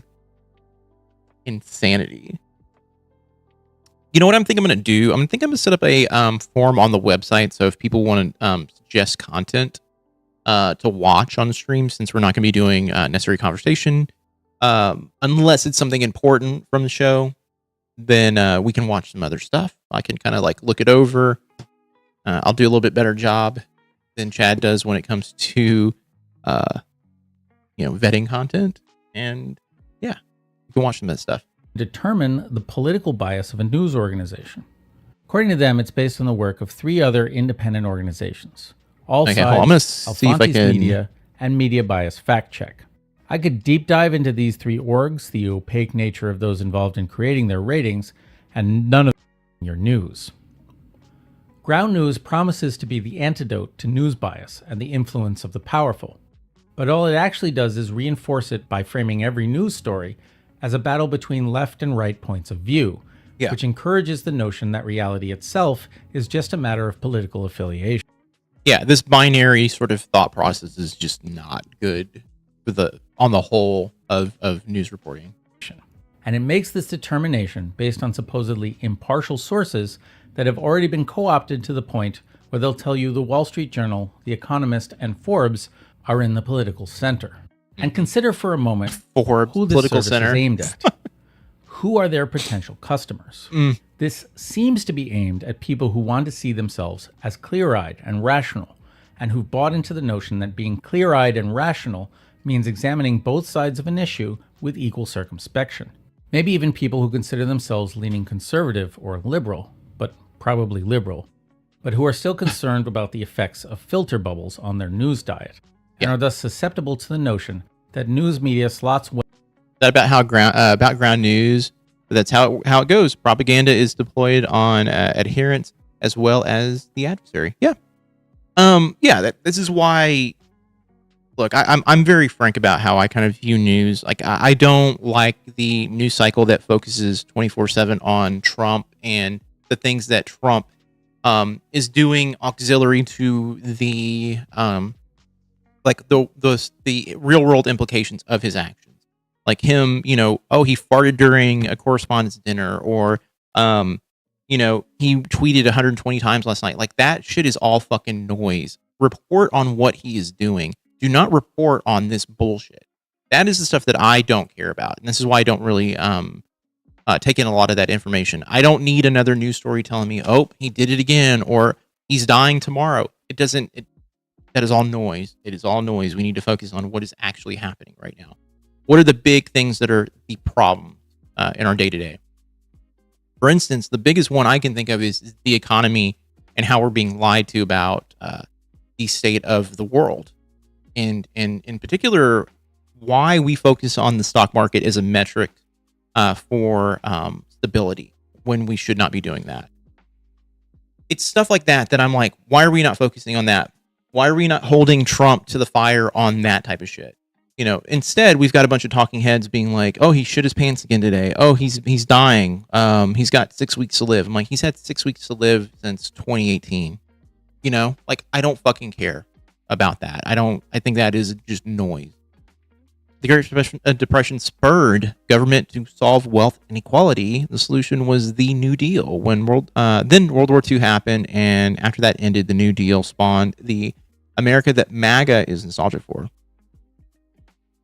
Hey, you just fucking quoted Fugazi. Yeah, I don't give a fuck about the size of his hands, the color of his skin, or the smell of his diaper. Yeah, wow, that feels never mind what's been selling, it's what you're buying. Yeah. It's funny when he farts. I think here's the thing, and I'm not trying to be contrarian about it. I have yet to hear an audible, distinguished that fart. All I get are he looks like he shit himself in this scene, because look, the woman behind him is waving her hand against her nose, being like, ew. It's like, okay, yeah. If what is being said is true and he is wearing a diaper, I've never heard it. Yeah, that's the thing. I've never heard it. I've heard what sounds like maybe like a creak or something like that in some of these things that people are calling farts.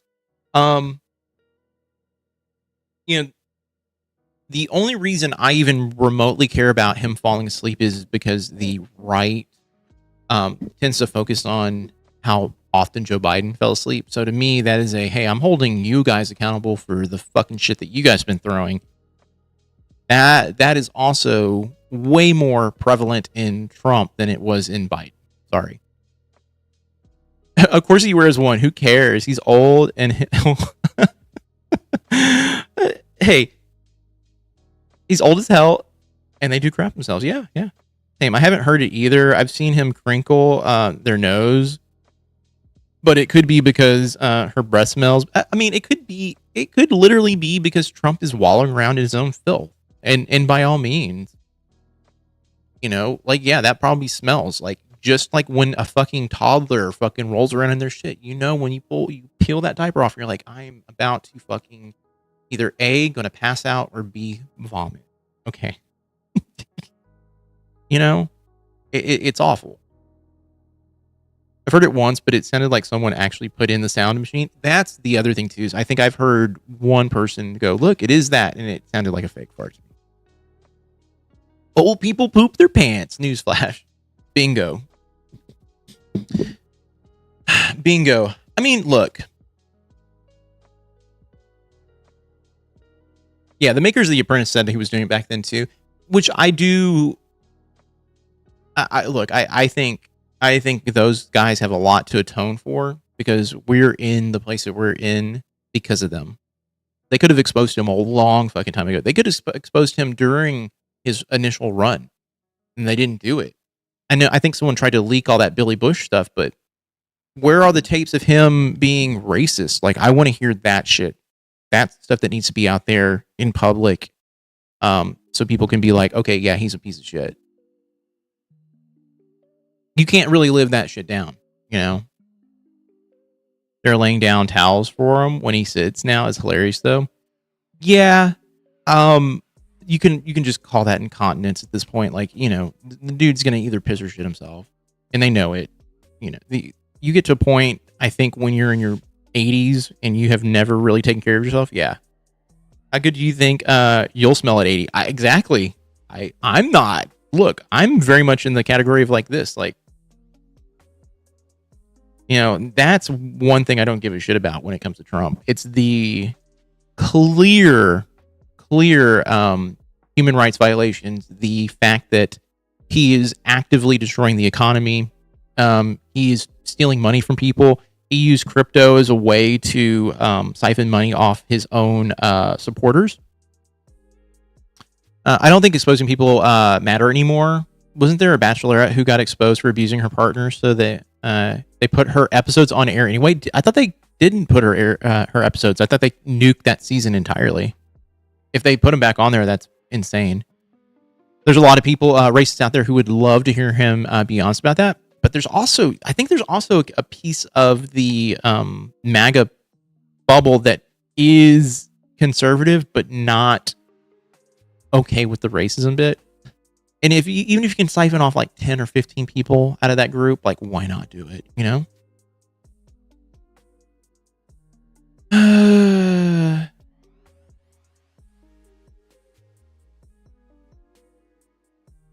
Like ML, but because that's all that's all he has now left. Yeah, I guess you're right. I'm just talking before that first election. There was a lot of people voting for him just because he was conservative. That was it. I'm not really necessarily talking about now, but back then that could have done some major damage. I did while we were watching another video, I did look up his work. Interesting stuff. Looks like that he has some stencil work. He had some. Yeah, I have it right here. Looks like he's got a JFK sketch that he did, which looks pretty cool. Very pop art. Yeah, very pop art. Which, I'll be honest with you, not necessarily my lane, but like, if that's the stuff you're into, it's pretty neat. He drew himself. That's pretty cool. It actually kind of looks like him now that I look at it a little bit more.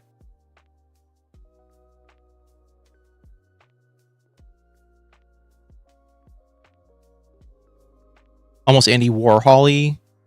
Yeah. Lichtenstein, but more painterly. Yeah, this to me screams pop art, very much Warholish. Using this is all screen print related stuff, which is cool. You know, I do. Oh shit, you guys are not even seeing it. It's this. Yeah, it's very screen printy, which is cool. I you know, I do shirts and stuff like that, so I'm familiar with the process of this. But yeah. Oh, look, he painted himself in there. Neat. These are paintings. Well, to be transparent,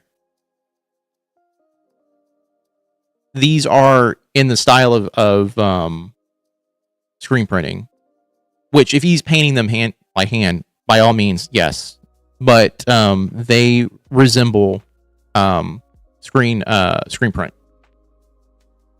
And you might be using, to emulate the screen print, like the perfect lines and stuff like that, a projector. If he's doing this by hand, that's a lot of work. A lot of work to make it look that way. The only reason I am like in the realm of like saying that this is like really screen printing is how hard the lines are. Yeah. It just, the lines are really, really hard. Shepherd Ferry, yeah.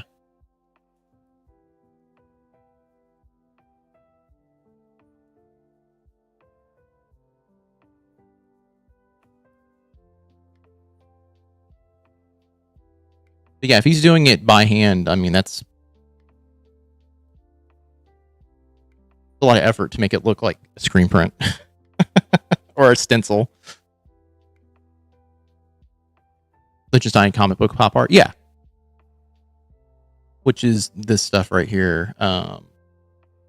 Saw it just a second ago. Yeah, this right here.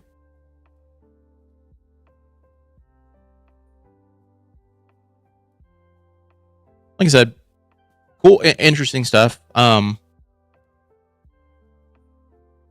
someone who paints and does all that stuff, it's really neat to see it. I don't have anything near me. It's a series of American toys and nostalgia items, which I enjoyed. Oh, like actual physical toys, or is it like paintings?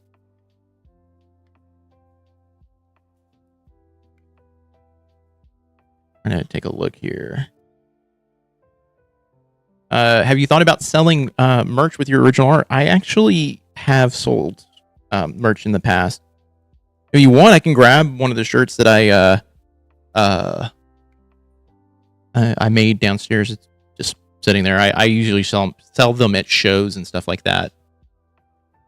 If I do shows, I haven't done a show in a while, but I want to see. Yeah, I'll grab one real quick. Here, I'll be. You know what? I'll put on a video while I do that. I have to go grab it out of one of my bins downstairs. I'll finish the ground news video. Well, into a one-dimensional political scale. And so they'll come to ground news, which will reinforce the idea of news being defined by political allegiance, and thus aids the larger campaign of legitimizing right-wing framing and pushing the Overton window rightward. If I were conspiratorially minded, I'd say ground news itself is a right-wing psyop, but it really doesn't have to be. There doesn't need to be a secret conspiracy to achieve what's been done out in public for all to see. The people who make ground news may genuinely believe they're doing a service for their customers, even as they're actually just more useful idiots for the ruling class. Because here's the thing, the fundamental lie undergirding all of this. News that tries to be neutral and objective is actually bad.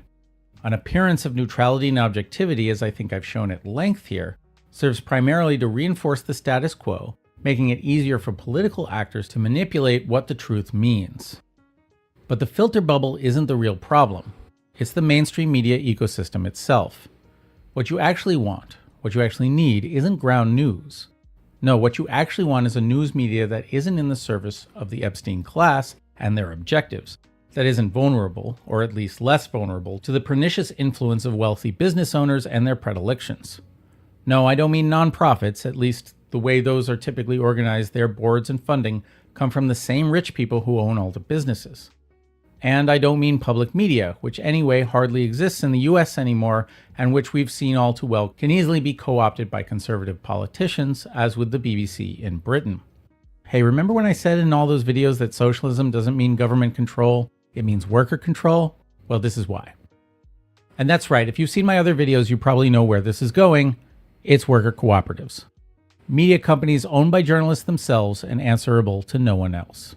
And while the journalistic apocalypse that's unfolded over the decades since the arrival of the commercial internet and the rise of private equity has been terrible for journalists as a whole, those laid off by corporate media have now formed a large number of excellent news cooperatives, including 404 Media, Defector, Aftermath, Range Media, Hellgate, Flaming Hydra, and many, many others.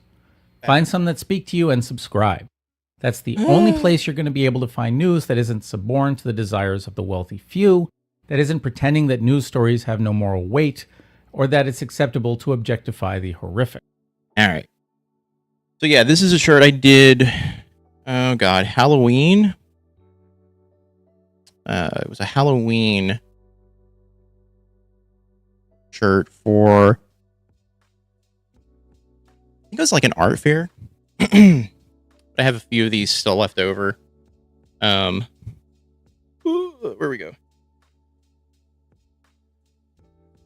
Those are all done. And people want that. Yeah, they did. A few people in the community did at the time. Yeah, these are my kind of like leftover shirts that I sell in public. They're not the best prints, but yeah.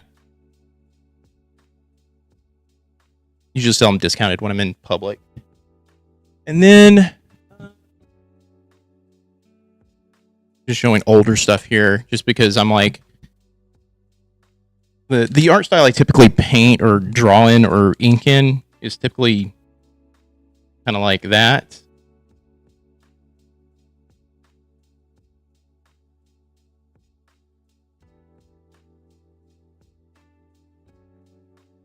And I've done acrylic pieces, but I haven't done acrylic like forever in a day.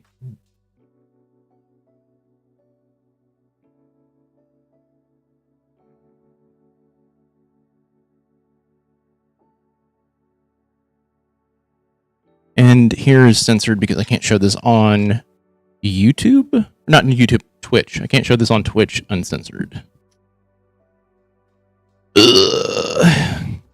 Which is, it's a big piece, but I have another one downstairs that I took the censor bars off of it. I like that one better than this one. So, and I've got a couple of other pieces just kind of like floating around here, but this is stuff I had prepped for a show. So that's how it's all framed at the moment. But yeah, yeah, I've been thinking about trying to get back into doing art again at some point. I just haven't had the motivation to do it lately. Plus, doing it for so long, I was doing it for, God, 5 or 6 years, and you know, there's other things that I was working on too. Like I was working on like a 1-panel comic strip that I would post up on Instagram every once in a while. That's the booby art you were talking about. Yeah, actually, the one downstairs was a little bit. Yeah, I think it's a little bit more, not necessarily gratuitous, but it's a little bit more. I think it's framed better in terms of like the flow of the art piece. But yeah, it's hard to make yourself. Yeah, when the inspiration runs low. Yeah.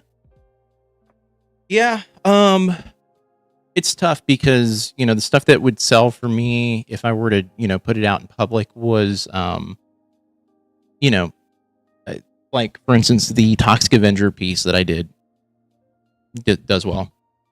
How much do you sell t-shirts for? I think I had those listed for like 25. I have to look. I took everything down. Took everything down a while back off of Etsy. Etsy was also charging me an arm and a leg to post on there, but I have been toying with the idea of bringing that stuff back to on my main website. I have a area where I'm going to probably put up a shop or something. I don't know. I've got like way too many projects going right now that I'm having to like pick and choose like what is the better thing to focus on, and it's like I don't know yet. Online research around represented nudity versus actual nudity is annoying. I agree. I think it's a little too conservative with how easy it is for people to be like, oh, I don't want anyone to see, like, stumble across a nipple. And it's like, it's a nipple. Everyone has nipples. Like, why are you bothered by a nipple? Why are you bothered by pubic hair? I understand if it's a child, like that should not be on any sort of child's feed or anything like that. But if you're an adult, you have an unrestricted account, why bother? Why bother with that?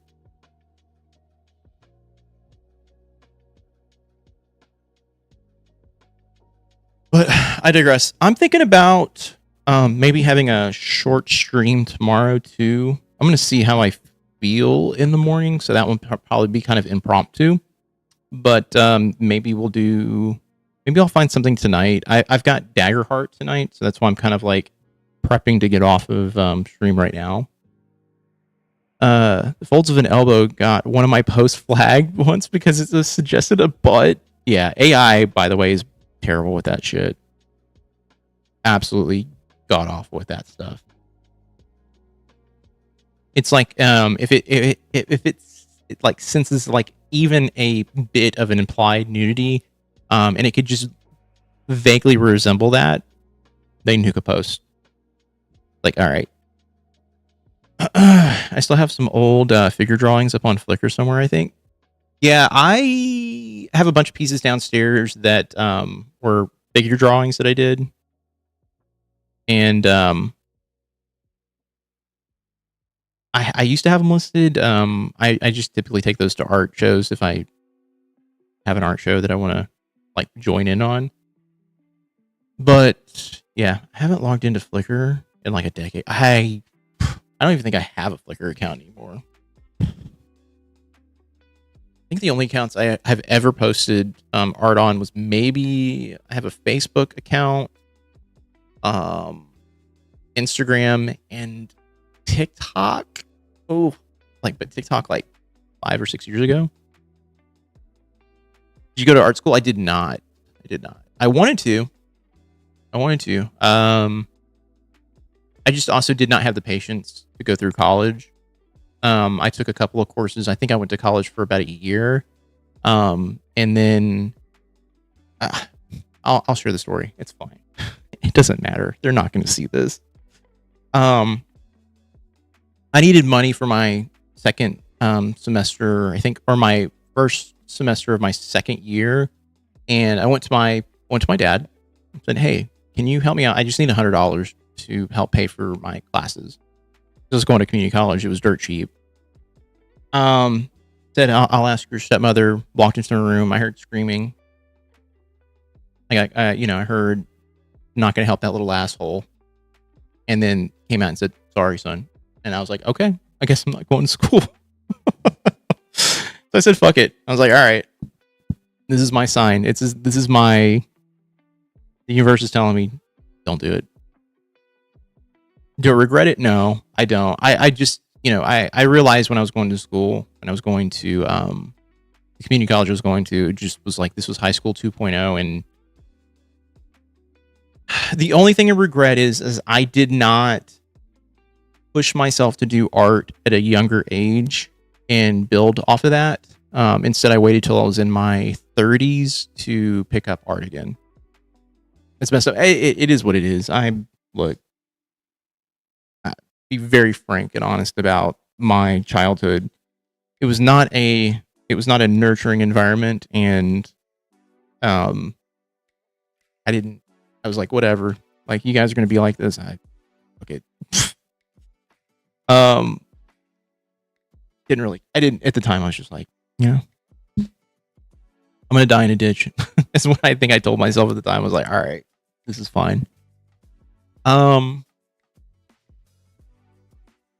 Can be good though. I thought about going back to school at some point. If I left the country, it was an option of maybe going back.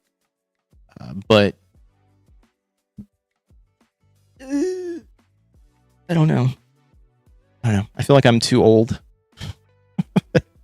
Being in my 40s, I'm like, going back to school feels like a lot. Like way too much, honestly.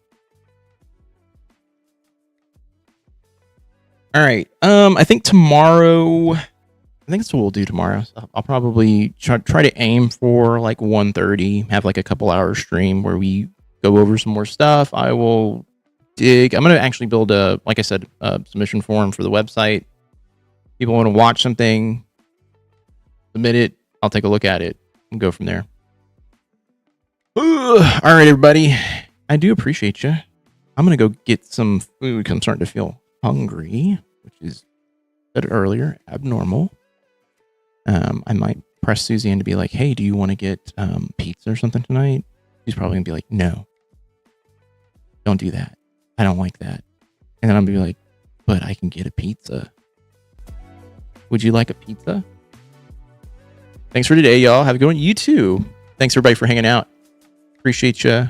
I will see you all maybe Monday. No, I'm going to see you most definitely Monday, but maybe tomorrow. Maybe tomorrow.